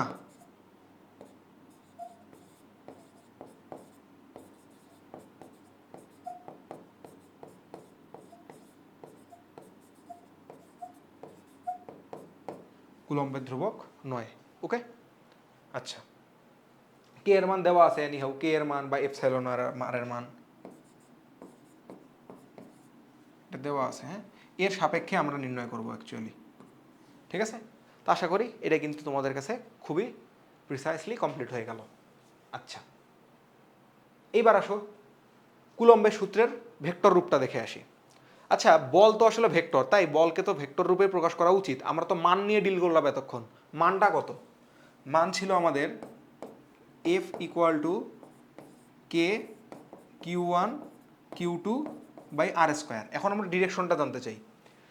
আমি এই 1 নাম্বার বস্তুর জন্য 2 নাম্বার বস্তুর উপরে বল, আমরা এটা বের করতে যাচ্ছি। ফোর্স আপন টু ডিউ টু চার্জ 1, মানে 1 নাম্বার চার্জের জন্য 2 নাম্বার চার্জের উপরে বল কত হবে? কুলম্ব বলটা, ঠিক আছে? আচ্ছা, তাহলে আসো আমরা ধরে নিচ্ছি যে দুইটা সমধর্মী, দুইটা পরস্পরকে বিকর্ষণ করছে, ধরে নিচ্ছি আগে, হ্যাঁ? তাহলে ডিরেকশনটা কেমনে দিতে হবে? এরকম করে ঠেলে দিচ্ছে, এটাকে আমরা প্রকাশ করে দিলাম এরকমভাবে এফ ভেক্টর দিয়ে। 1 নম্বরের সাপেক্ষে 2 নম্বরের অবস্থানকে কেমনে দেখানো যাবে? এই 2 নম্বরের পজিশনটা হবে এইরকমভাবে দেখাবে, তাই না? অবস্থান ভেক্টরের বোকা। অবস্থান ভেক্টর সবসময় কি হয়? রেডিয়াস ভেক্টর বাইরের দিকে হয়, তাই না? তাহলে আর ভেক্টরের ডিরেকশন হইলো এইটা, কেমন? এইটা আমি ডি দিছি, এটা ডিটাকে আর করে নাও, হ্যাঁ? তাহলে আমরা কি জানি? ভেক্টর রাশি মানে মান ইন্টু দিক, তাই না? তাহলে মান কত? মান হচ্ছে K Q one Q two by R square. দিক কি? দিক কে নির্দেশ করে বলো তো? যে ভেক্টর লিখতেছি সেই ভেক্টরের একক ভেক্টরটাই তো দিক নির্দেশ করতেছে। তাহলে এফ এর একক ভেক্টর কি হবে? F cap. একক ভেক্টর কি দিয়ে প্রকাশ করে রে বোকা? ক্যাপ দিয়ে না? তাহলে এটা হয়ে গেল এফ ক্যাপ। তাহলে আমরা বলতে পারি যে এফ ভেক্টর ইকুয়াল টু হইতেছে এইটা। এইবার এফ ক্যাপ যেটা কথা, এফটা কোন দিকে? এফ যেই দিকে, আর এর ডিরেকশনও সেই দিকে না বাবা। এই সাপেক্ষে এই চার্জের সাপেক্ষে এই চার্জের পজিশন সে দেখাইতেছে এইভাবে। একে যদি জিজ্ঞেস করা হয় 2 নাম্বার চার্জ কই আছে, ও এইভাবে দেখাবে না, ওই যে 2 নাম্বার চার্জ। তাহলে ওর ডিরেকশনটা হচ্ছে ওই দিকে, আর এই বলের ডিরেকশনও হচ্ছে এই দিকেই, ঠিক আছে? তার মানে কি দুইটার ডিরেকশন সেম। দুইটার ডিরেকশন সেম মানে কি? আসলে তাদের একক ভেক্টরগুলোও সেম। এ বেটা, একক ভেক্টর কি নির্দেশ করে? একক ভেক্টর নির্দেশ করে শুধু ডিরেকশন, ওর কোনো মান টান নিয়ে কাহিনী আছে? একক ভেক্টর মানেই এর মানও 1, এর মানও 1, খালি ডিরেকশনগুলোও দেখাইতেছে। আর এর ডিরেকশনও ওইটা, এফ এর ডিরেকশনও ওইটা। তার মানে কি একক ভেক্টর দুইটা সেমই হবে, ঠিক না? আচ্ছা, তাহলে এই জিনিসকে সহজেই আর ক্যাপ দিয়ে রিপ্লেস করে ফেলা যায়। এবার আর ক্যাপ মানে কি বোকা? এ ক্যাপ যখন লিখি তার মানে কি এ ভেক্টর ডিভাইডেড বাই এ না? কোনো ভেক্টরকে তার মান দিয়ে ভাগ করে দিলেই কি একক ভেক্টর পাওয়া যায়? তাহলে এই আর ক্যাপকে আমরা কি বলতে পারি? আর ভেক্টর ডিভাইডেড বাই আর। তাহলে তার সাথে এই যে কে কিউ ওয়ান কিউ টু গুণ করে আর স্কোয়ার করে দাও, তাহলে এইখান থেকে আমরা কিন্তু ভেক্টর রূপটা পেয়ে যাব। কি পাবো? K Q one Q two divided by R cube into R vector. এইটাই হচ্ছে আমাদের এফ ভেক্টর। এখন মনে করো যে একটা চার্জ হচ্ছে ঋণাত্মক। একটা চার্জ ঋণাত্মক হলে কি গুণফলটা অটোমেটিক ঋণাত্মক হয়ে যাবে, অর্থাৎ তখন এরকম চলে আসবে কে কিউ ওয়ান কিউ টু। মনে করো যে কেউ একটা ঋণাত্মক, তাহলে কি অটোমেটিক, আমি বলতেছি এদের মডুলাসের গুলা, হ্যাঁ, এগুলাকে মডুলাস হিসেবে চিন্তা করে মাইনাস থাকলে সামনেই মাইনাস নিয়ে আসলাম। সামনে মাইনাস নিয়ে আসলে এফটা কি হবে? এফ মাইনাস আর এর ডিরেকশনে চলে যাবে না, মানে তখন বলটা কি বিপরীতমুখী হবে, তখন আকর্ষণ ধর্মী এই দিকে থাকবে। এখন ভেক্টরের সামনে মাইনাস দেওয়া মানে কি? আসলে তার ডিরেকশন উল্টাই হয়ে গেছে। আসলে আমরা এইখান থেকে বোঝাচ্ছি যে আর এর ডিরেকশন আর এফ এর ডিরেকশন সেম। এনিহাও যদি এই দুইটার গুণফল ঋণাত্মক হয় তাহলে অটোমেটিক সামনে একটা মাইনাস চলে আসবে। সেই মাইনাস দ্বারাই বোঝা যাবে যে আর বরাবর আর এফ এর ডিরেকশন নাই, আর এর বিপরীতে হয়ে গেছে, আর এইদিকে বল তখন এইদিকে। ওকে, তাহলে আমাদের মনে রাখতে হবে এইটাই আমরা নেক্সট পেজে দেখতে পাবো। এই যে সুন্দর করে লেখা আছে এখানে, কেমন? এই যে বলের ডিরেকশন দেওয়া আছে, সব কিছুই লেখা আছে। আর ওই যে কে লিখতেছিলাম, কে এর মান কি? 1/4 এপসাইলন। আমি তো শূন্য মাধ্যম বলি নাই, যে এই জন্য এপসাইলন নট দেই নেই, কিন্তু ম্যাক্সিমাম ক্ষেত্রে আমাদের শূন্য মাধ্যমেই কাজ করতে দেওয়া হবে। ওকে, আশা করি এটা ক্লিয়ার একদম। তারপরে আমরা কুলম্বের সূত্রের ভেক্টর রূপ এটা একটু বিস্তারিত দেখবো, হ্যাঁ? বিস্তারিত দেখার ক্ষেত্রে একটু খেয়াল করে দেখো, ওইখানে সব কিছু সুন্দরভাবে লেখানোই আছে। এইখানে দেখো, আমরা দুইটা চার্জ নিতেছি, একটা হচ্ছে কিউ ওয়ান চার্জ, একটা হচ্ছে কিউ টু চার্জ। এই ভেক্টর মূলবিন্দুর সাপেক্ষে আমরা এর অবস্থান ভেক্টরটাকে বলে দিচ্ছি আর ওয়ান ভেক্টর, আর এর অবস্থান ভেক্টরটাকে বলে দিলাম আর টু ভেক্টর, ঠিক আছে? এবার এই দিক বরাবর যে ভেক্টরটা আছে সেই ভেক্টরটাকে বলতেছি আর ওয়ান টু ভেক্টর। তাহলে এই দিকের বরাবর যে ভেক্টরটা থাকবে সেটা কি হবে? আর টু ওয়ান ভেক্টর, বিপরীত দিকে যেহেতু আছে, তাই না? এখন 2 নাম্বার বস্তু কর্তৃক 1 নাম্বার বস্তুকে কীরকম হবে, এই দিকে সে ঠেলে দিবে, তাই এই দিকের বলটা আমরা বলে দিচ্ছি F12। F12 কি? 12 হচ্ছে 2 এর জন্য 1 এর উপরে বল। কার উপরে বল? 1 এর উপরে বল। কার জন্য বল? 2 এর জন্য বল। ঠিক আছে? আবার একইভাবে এই Q1 কি করবে, Q2 চার্জকে ঠেলে দিবে, তাই না, ঠেলতে চাইবে, তাই তো। তাহলে এটাকে আমরা কি বলবো, F21। কেন বলবো F21? কারণ আমরা বলতে যাচ্ছি 2 এর উপরে বল কার জন্য? 1 এর জন্য। ঠিক আছে? এইবার আমরা এখান থেকে কিন্তু ইজিলি এই R12টা বের করে ফেলতে পারবো। R12 কত হবে? দেখো ত্রিভুজ বিধি আমাদেরকে কি বলতো, ত্রিভুজ বিধি বলতো R2 vector plus R12 vector equal to হচ্ছে R1 ভেক্টর। এখান থেকে R12 ভেক্টর ইকুয়াল টু কত আসে, এই যে ত্রিভুজের দুইটা একই ক্রমে, তাহলে এইটা তাদের লব্ধি মানে যোগফল, তাহলে অটোমেটিক। এই দেখো আরেকভাবে বলা যায়, এইটা হচ্ছে আমাদের ভেক্টরটা, তাহলে আমরা কি জানি, ফাইনাল মাইনাস ইনিশিয়াল, তাহলে ফাইনাল হচ্ছে R1 আর ইনিশিয়াল হচ্ছে R2, তাহলে এই যে বিয়োগ করে দিলাম, হয়ে গেল। তাহলে এইটা হচ্ছে আমাদের R12 এর মান। তাহলে আমি যদি এবার F12 এর ভেক্টরের কথা বলতে চাই, F12 ভেক্টরটা কি হবে, K Q1 Q2 divided by R12, এই ভেক্টরের মান নিতে হবে, তাই না। এই ভেক্টরের মানের উপরে হবে স্কোয়ার, এবং ডিরেকশন লাগবে। ডিরেকশন কোন দিকে? ডিরেকশন হচ্ছে এই যে R12 এর ডিরেকশনেই, এই যে R12 এর ডিরেকশন যেটা, F12 এর ডিরেকশনও সেটাই। তাহলে এইবার R12 কে তো এটা বলাই যায় R12 এটা R12 ক্যাপ হবে, তাই না, কারণ এখানে আমাদের ক্যাপ নিতে হয়। R1 যেহেতু R12 এর ক্যাপ বরাবর, অর্থাৎ ওর ডিরেকশন যেটা, এরও ডিরেকশন সেটা, সেহেতু এখানে নিব ক্যাপ।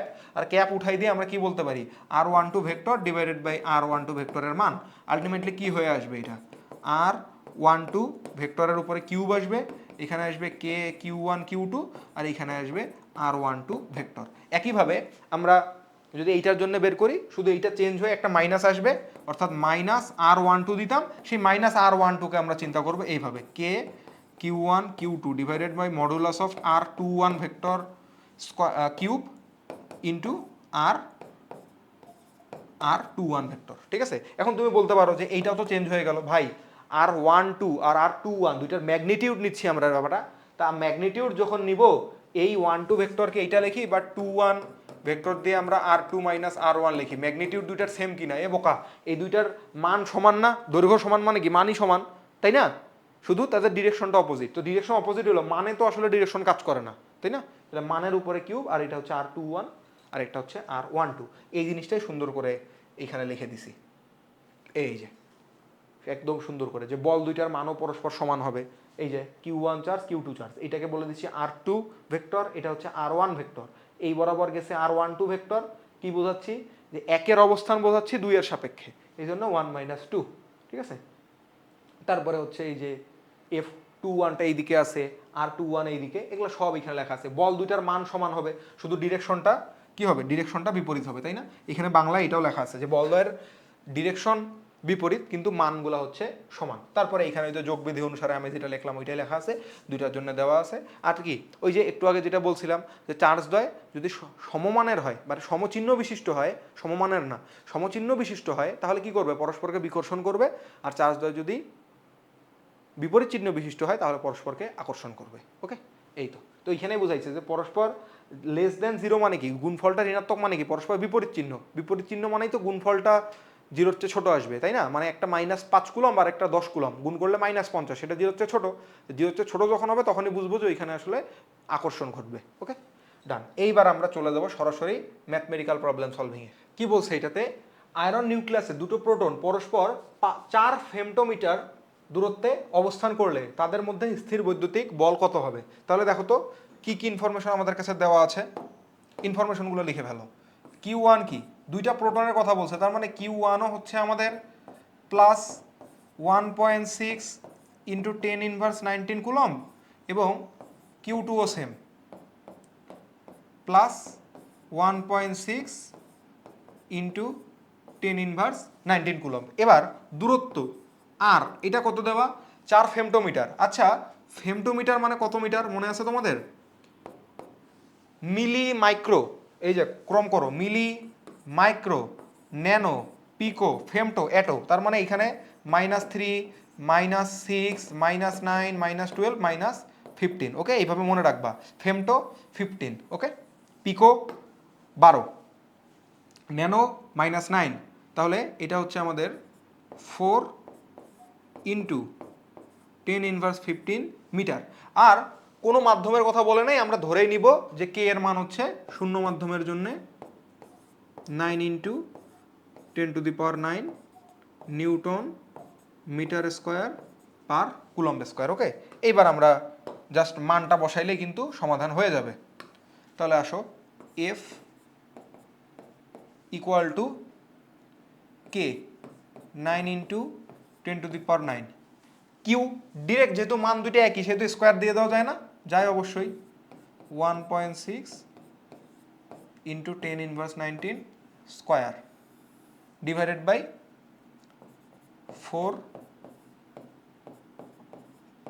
Into 10⁻15 square. এটা মুখে মুখেই ক্যালকুলেট করে ফেলা যায়, যারা ভার্সিটি অ্যাসপাইরেন্ট তাদের জন্য করে দিচ্ছি। দেখো 1.6, এটাকে এভাবে চিন্তা করা যায় 16 ইন্টু 10⁻20, বুঝো তুমি এক ঘর বাড়াই নিছো 16, তাহলে এখানে কি চিন্তা করতে হবে 10⁻20, তাহলে আমি এখানে নিয়ে নিলাম একটা 16 আর একটা 16 ইন্টু 10⁻20, তাহলে অটোমেটিক এখানে 10⁻9 আসে, আর এখানে কি আসবে 20 যদি হয় তার উপরে স্কোয়ার করে দিলে কি হবে 20 ইন্টু 2, তার মানে -40, তাহলে এটা আসবে 9 -40, আর নিচেরটা কি আসবে 15 দুগুণে 30, তাই না? তাহলে 30টা কি উপরে গেলে প্লাস হয়ে যাবে, +30 হবে, বুঝতে পারছো? ডিভাইডেড বাই নিচে আসবে 4 স্কোয়ার মানে কি 16, 4 ইন্টু 4। তাহলে দেখো, বুঝো বুঝো 4 4 16, একটা 16 কাটা যাচ্ছে, এখানে কি হচ্ছে 9 ইন্টু 16, 9 10 90, 6 9 54, তাই না? 144 এটা আসতেছে, ইন্টু 10 ইনভার্স কত 40, -40 +30 মানে কি -10, তাহলে 9 - 10 মানে কি -1, তাহলে এটা আসতেছে কত 14.4 নিউটন। এটা হচ্ছে আমাদের আনসার। ওকে, ক্যালকুলেশনটা তোমরা চেক করে নিবা কেমন। ওকে, 50 সেন্টিমিটার ও 80 সেন্টিমিটার ব্যাসার্ধ বিশিষ্ট দুটি চার্জিত গোলক পরস্পরের পৃষ্ঠ হতে 2 মিটার দূরত্বে রাখা আছে। গোলকদ্বয়ের চাপ যথাক্রমে 10 মাইক্রোকুলম্ব ও 15 মাইক্রোকুলম্ব হলে এদের মধ্যে ক্রিয়াশীল কুলম্ব বলের মান কত? এবার একটা ব্যাপার খেয়াল করে দেখো, এবার গোলক দুইটা আর বিন্দু বস্তুর মতো কাজ করতেছে না।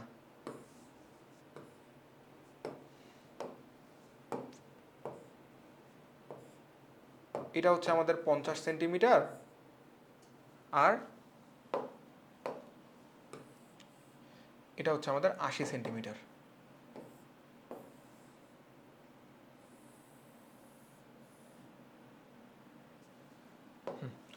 এটা হচ্ছে 50 সেন্টিমিটার, তার মানে কি R1 0.5 মিটার, আর এটাকে বলছে R2 ইকুয়াল টু 80 সেন্টিমিটার, তার মানে 0.8 মিটার। এখানে আমরা বলে দিলাম R1, এখানে বলে দিলাম R2, কেমন? এইবার তাদের পৃষ্ঠ দুইটার মধ্যবর্তী দূরত্ব হচ্ছে 2 মিটার, তার মানে এই দূরত্বটা আমাদের কাছে এবার দেওয়া আছে, এই দূরত্বটা। তাহলে পৃষ্ঠের দূরের দূরত্ব কত? পৃষ্ঠ দূরের দূরত্ব হচ্ছে শুধু R ইকুয়াল টু, আমি এটাকে এবার D বলতেছি, কেমন?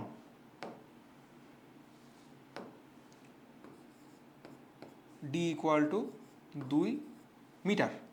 তাহলে আমাদের সেন্টার টু সেন্টার দূরত্ব, অর্থাৎ কেন্দ্র হতে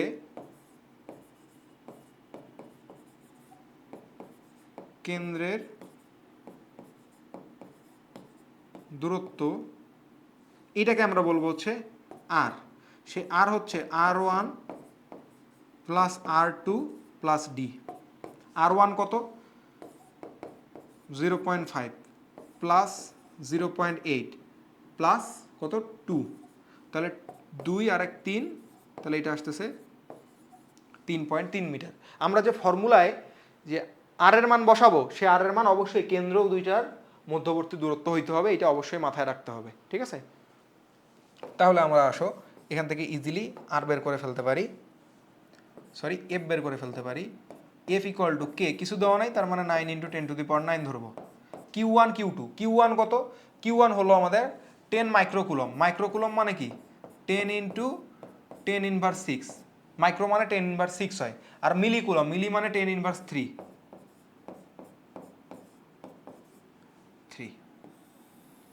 আর স্কোয়ার।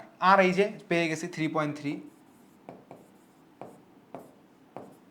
তাহলে এখান থেকে এটা কিন্তু ক্যালকুলেট করলে উত্তর চলে আসবে। আমি কি বের করব?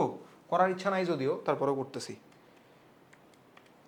9 into 10⁹ into 10 into 10⁻6 into 15 into 10⁻³ divided by 3.3 square, 123.967।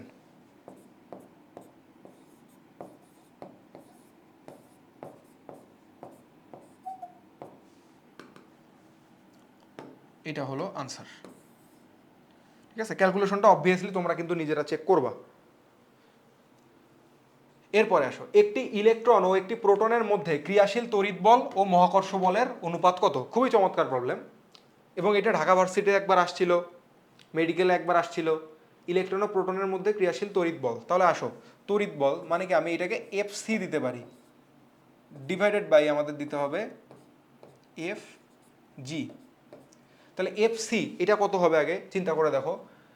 FC হচ্ছে কে Q1 Q2 by R square. Q1 মানে কি ইলেকট্রন আর প্রোটন, তাই আমি সরাসরি এখানে ই স্কোয়ার দিয়ে দিতে পারি, তাই না? ই স্কোয়ার, কারণ দুইটাই তো ই মানের করেই হয়, তাই না? দুইটা তো মান তো ই নাকি, মান তো দুইটারই ই করে।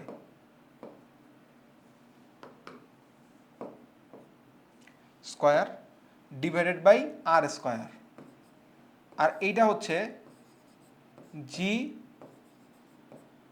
M1, বা এখানে বলতে পারি এম ইলেকট্রন আর M proton divided by R square. আর স্কোয়ারগুলো কাটা যাবে, তাই না? তাহলে কি থাকবে এখানে, সুন্দর করে খেয়াল করবা, K by G into M E, না সবই নিচেই থাকবে, কে বাই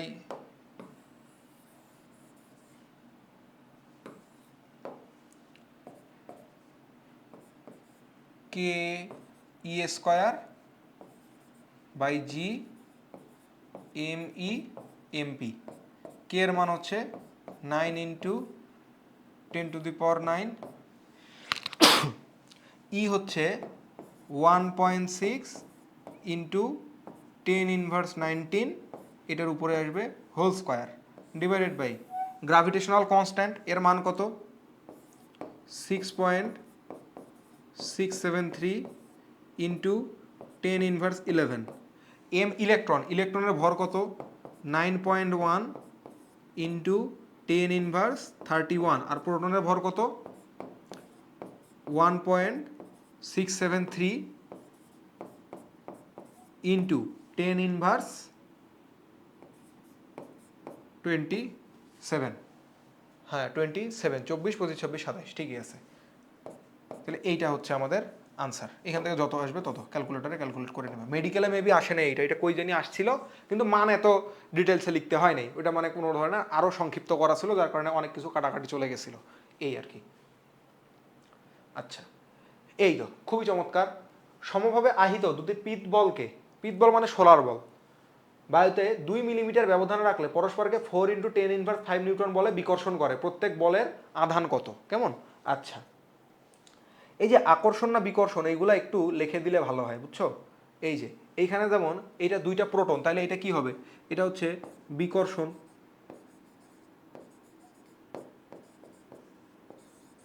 এটা আনসার। তারপরে এইখানে এইটা সেম চার্জ, তার মানে কি এইটাও হবে বিকর্ষণ।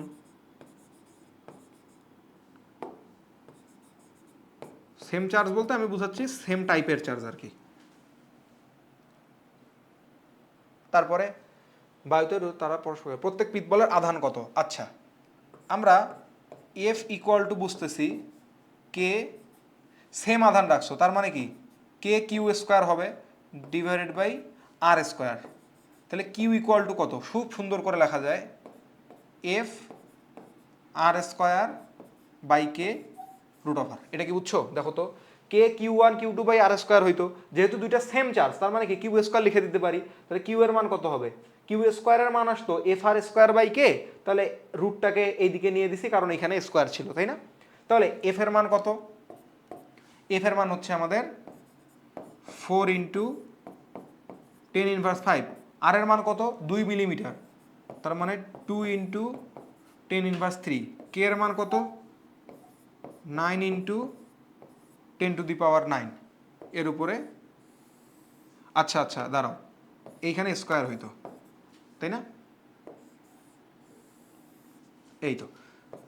তাহলে এখান থেকে কত আসতো, খুব সিম্পলি কিন্তু চিন্তা করে ফেলা যায়। দেখো 2 দুগুণে 4, তাহলে 4 4-এ কত আসতো 16, বুঝো 2 দুগুণে 4, 2 স্কোয়ার মানে 4, 4 ইন্টু 4 মানে কত 16, তাহলে উপরে 16 নিচে নয়, তার মানে স্কোয়ার রুট হয়ে, এটা কিন্তু শুধু রুট না, স্কোয়ার রুট এটাকে বলে, বর্গমূল। তাহলে এটা আসতো 4/3, তারপরে 10 ইনভার্স 5, আর এখান থেকে 10 ইনভার্স 6, তাহলে কত আসতেছে 10 ইনভার্স 11, তাই না, 5 আর 6 11, তারপরে -9 উপরে গেলে কত হয়ে গেল 10 ইনভার্স 20, তাহলে 10 ইনভার্স 20 মানে কি নিচে আসে 10 টু দি পাওয়ার 20, এবার রুট করে দেওয়ার পর এটা নিচে কত চলে আসবে 10 টু দি পাওয়ার 10, উপরে চলে গেলে 10 টু দি পাওয়ার -10, ওকে। তাহলে এটা হচ্ছে 4/3 ইন্টু 10 টু দি পাওয়ার -10, অর্থাৎ আমরা এটাকে এইভাবে বলতে পারি 40/3, 40/3 না, 10 ইনভার্স 9 করতে চাচ্ছি তো, তাই এটা বলতে পারি 4/30 ইন্টু 10 ইনভার্স 19 না 9 কুলম্ব, তাহলে এইখান থেকে আবার বলা যায় এটাকে 2/15, 4/3, তাহলে 4/30 2/15, 2/15 মানে 20/15, 4/3 1.33, 0.133,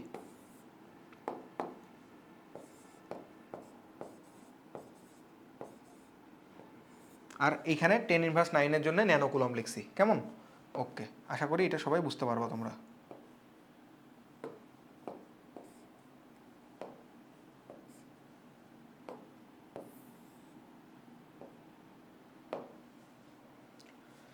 আচ্ছা, পরস্পর থেকে 3 মিটার দূরত্বে রাখা দুটি আধানের মধ্যবর্তী বিকর্ষণ বলের মান 0.075 নিউটন এবং এদের সমষ্টি 20 মাইক্রোকুলম্ব হলে প্রত্যেকের মান কত। তাহলে বুঝো সমষ্টি বলা আছে 20 মাইক্রোকুলম্ব, এর মানে কি, এর মানে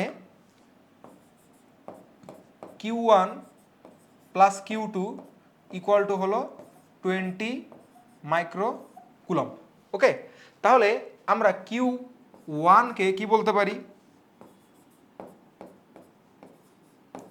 20 মাইনাস Q2, আমরা এই পুরো জিনিসটা মাইক্রোকুলম্বেই আর কি বের করার চেষ্টা করব, এই জন্য এইভাবে লিখতেছি, কেমন। তাহলে মধ্যবর্তী বিকর্ষণ বলের মান দেওয়া আছে, তাহলে আমরা কি জানি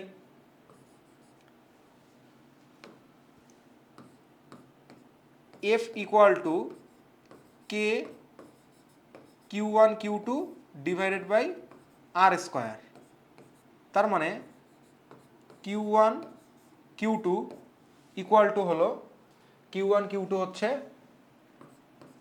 F R square divided by K. দেখো F R square divided by K দিলে Q1 Q2 বের হয়ে আসবে, তাহলে এফ এর মান কত 0.075, আর স্কোয়ার মানে কি 3 square divided by K 9 into 10 to the power 9, ঠিক আছে।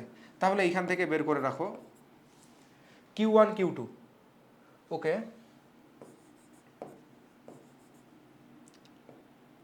Q1 Q2 কে লিখবো আমি 20 ইন্টু, যেহেতু এখানে ন্যানোকুলম্ব করতে গেলে একটু ঝামেলা আসতে পারে সেহেতু আমি এখানে একবার লিখতেছি 20 ইন্টু 10 ইনভার্স মাইক্রোকুলম্ব, তো তাহলে এখানে নিয়ে আসতেছে 10 ইনভার্স 6-এ মাইনাস Q1 মানে হচ্ছে এইটা, তাহলে এইটাকে লিখবো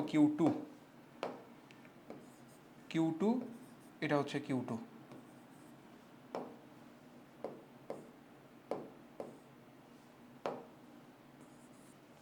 ওকে।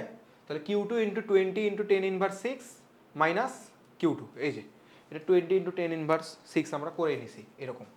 তাহলে এখান থেকে আসতেছে, এখান থেকে ক্যালকুলেট করে ফেলি, 3 স্কোয়ার আসবে 9, তাহলে এটা আসবে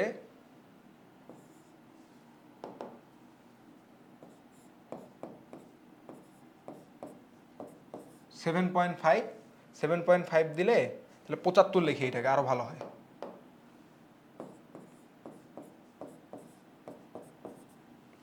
টেন ইনভার্স 12। হ্যাঁ, মজা না? তাহলে এখন একটা ব্যাপার খেয়াল করছো, আমাদের আর এইটা না লিখলেও চলবে, আমাদের এইটা না লিখলেও চলবে। একদম সুন্দর করে আমি যদি লিখি এখান থেকে 20 মাইনাস Q2, তাহলে আমাদের এটা চলে আসবে। কেন? রিজনটা হচ্ছে যেহেতু দুইটা মাইক্রোকুলম্বের গুণফল আছে, তার মানে কি এখানে 10 ইনভার্স 12 থাকাটা বাঞ্ছনীয়। তাহলে এখানে আমাদের অটোমেটিক কিন্তু আমরা এটা পেয়ে গেছি যে 75 ইন্টু 10 ইনভার্স 12, তাই না? তাহলে এই 10 ইনভার্স 12টা আমরা ইজিলি অ্যাভয়েড করে দিতে পারবো, তাই না? 10 ইনভার্স 12টা আমরা অ্যাভয়েড করব। ওকে, তো 10 ইনভার্স 12 যদি অ্যাভয়েড করি তাহলে আমাদের এখান থেকে কি আসবে? Q2 into 20 minus Q2 equal to হলো 75। তাহলে আসো এখান থেকে সরাসরি লেখা যায় Q2 square minus 20 Q2 plus 75 equal to 0। 5 15 75 আর 5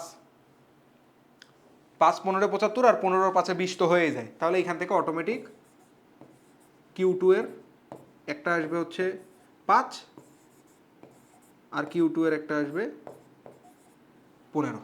ওকে, তাহলে আমি যদি এভাবে বলতে পারি যে Q1 equal to 20 minus Q2, তাই না? তাহলে 20 মাইনাস 5 দিয়ে দাও, তাহলে এটা হচ্ছে আমাদের 15। তাহলে আমরা বলতে পারি যে একটা চার্জ হচ্ছে 15 মাইক্রোকুলম্ব আর আরেকটা চার্জ হচ্ছে 5 মাইক্রোকুলম্ব। এখন তুমি শুদ্ধি পরীক্ষাও করে দেখতে পারো যে আসলে এরকম আসে কিনা। কিভাবে করবা? কে Q1 Q2, K 9 into 10 to the power 9, Q1 Q2 কত আসবে? এই যে 15 into 5 into 10 to the power minus 12 divided by 9 আর স্কোয়ার 3 স্কোয়ার, এই যে 0.075 আসছে। এখন তুমি বলতে পারো যে একটা মান নিচে আরেকটা নেই কেন? এই দুইটা ভাই একে অপরের অল্টারনেটিভই হবে আসলে, বুঝতে পারছো? একটা 5 নিলে আরেকটা 15, আর 15 নিলে আরেকটা 5, এর ছাড়া এর মধ্যে ওখানে আর কিছুই নেই। ওকে,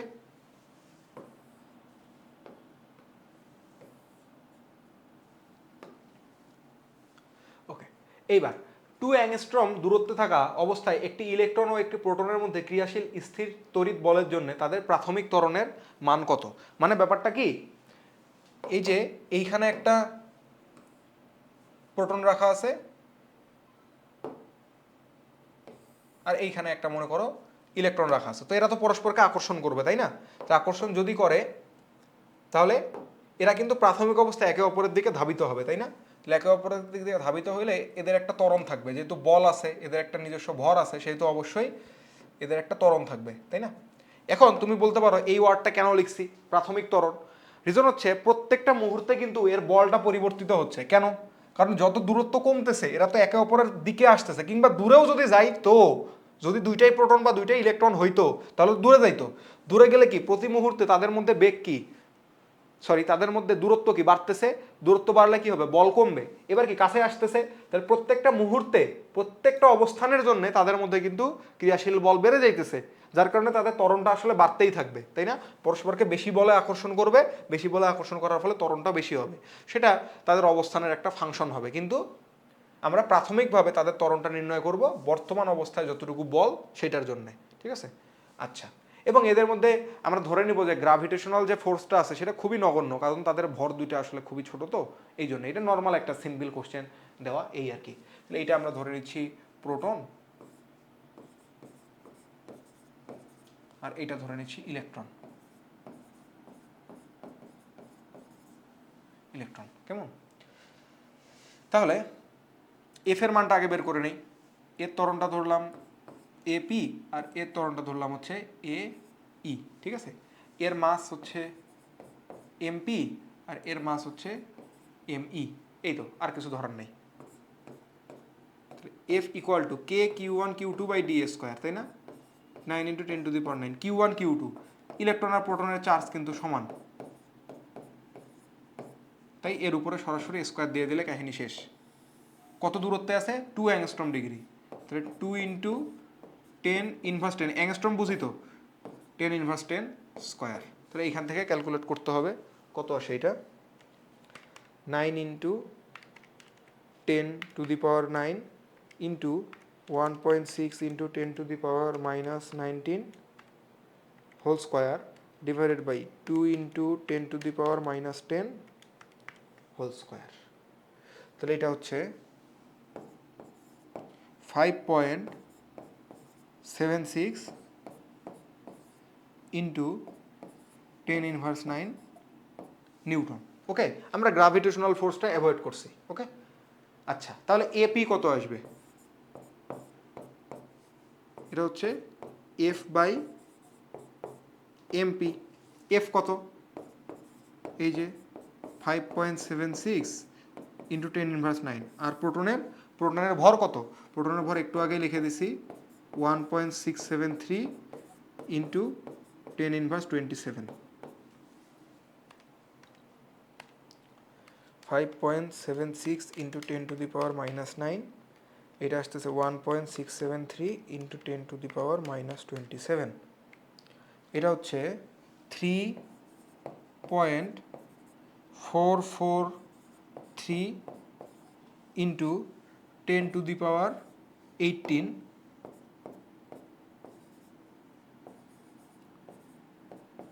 মিটার পার সেকেন্ড স্কোয়ার। যে এটা বাস্তব না, আসলে এগুলো বাস্তবে হবে না। রিজন এইটাই, কারণ এরা এই অবস্থায় যদি একে অপরের দিকে আসে তাহলে এর বেগটা 1 সেকেন্ডের মধ্যে কত বেড়ে যাবে। তো যদি আদিতে যদি স্থিরও থাকে 1 সেকেন্ডের মধ্যে যদি লিনিয়ারও ধরি, যে ত্বরণটা ফিক্স যদি ধরি, তাহলে কি হবে, V equal to U plus AT, তার বেগ হয়ে যাবে মনে করো এই সমপরিমাণ, তাই না। 1 সেকেন্ড পরে ইউ তো 0, তাহলে এ টি এর সাথে শুধু টাইম গুণ হয়ে গেলে কি হবে, এর বেগ হয়ে যাবে এতটা। কিন্তু একটা যে কোনো বস্তুর বেগ কি এত হইতে পারে, আলোর বেগের চেয়ে বেশি বেগে চলা বস্তু আসলে আবিষ্কৃতই হয় নাই।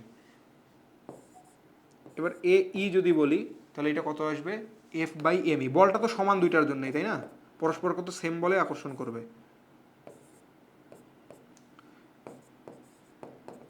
এটা হচ্ছে 5.76 ইন্টু 10 ইনভার্স 19। তোমাদের মনে একটা প্রশ্ন জাগে যে এই দুইটা বল, এটা কি ক্রিয়া প্রতিক্রিয়া বল? ইয়েস, কারণ এ ওকে টানতেছে আবার ও একে টানতেছে, তাহলে অবভিয়াসলি এটা ক্রিয়া প্রতিক্রিয়া। ওকে, তার মানে কুলম্বের সূত্রের যে বলটা আছে সেই বলটা ক্রিয়া প্রতিক্রিয়া বল দিয়েও ডিসকাস করা যাবে। 9.11 বা 9.1ই ধরো, সমস্যা নেই। 10 inverse 31।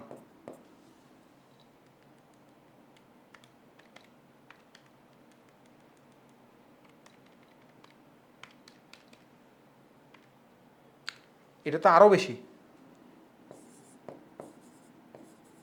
6.33 into 10 to the power 21 metre per second square. Okay, তাহলে এইটাই হচ্ছে আমাদের আনসার।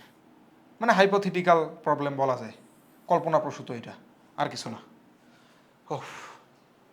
তো আজকের ক্লাসটা লং হয়ে গেছে, এরপর আরও ভালো ভালো কিছু প্রবলেম আছে, সেই প্রবলেমগুলো আমরা নেক্সট ক্লাসে সমাধান করবো নি। ক্লাসটা তোমরা বুঝতে পারছো কিনা অবশ্যই সবাই কমেন্টে জানাবা। সবাইকে অনেক অনেক ধন্যবাদ সাথে থাকার জন্য।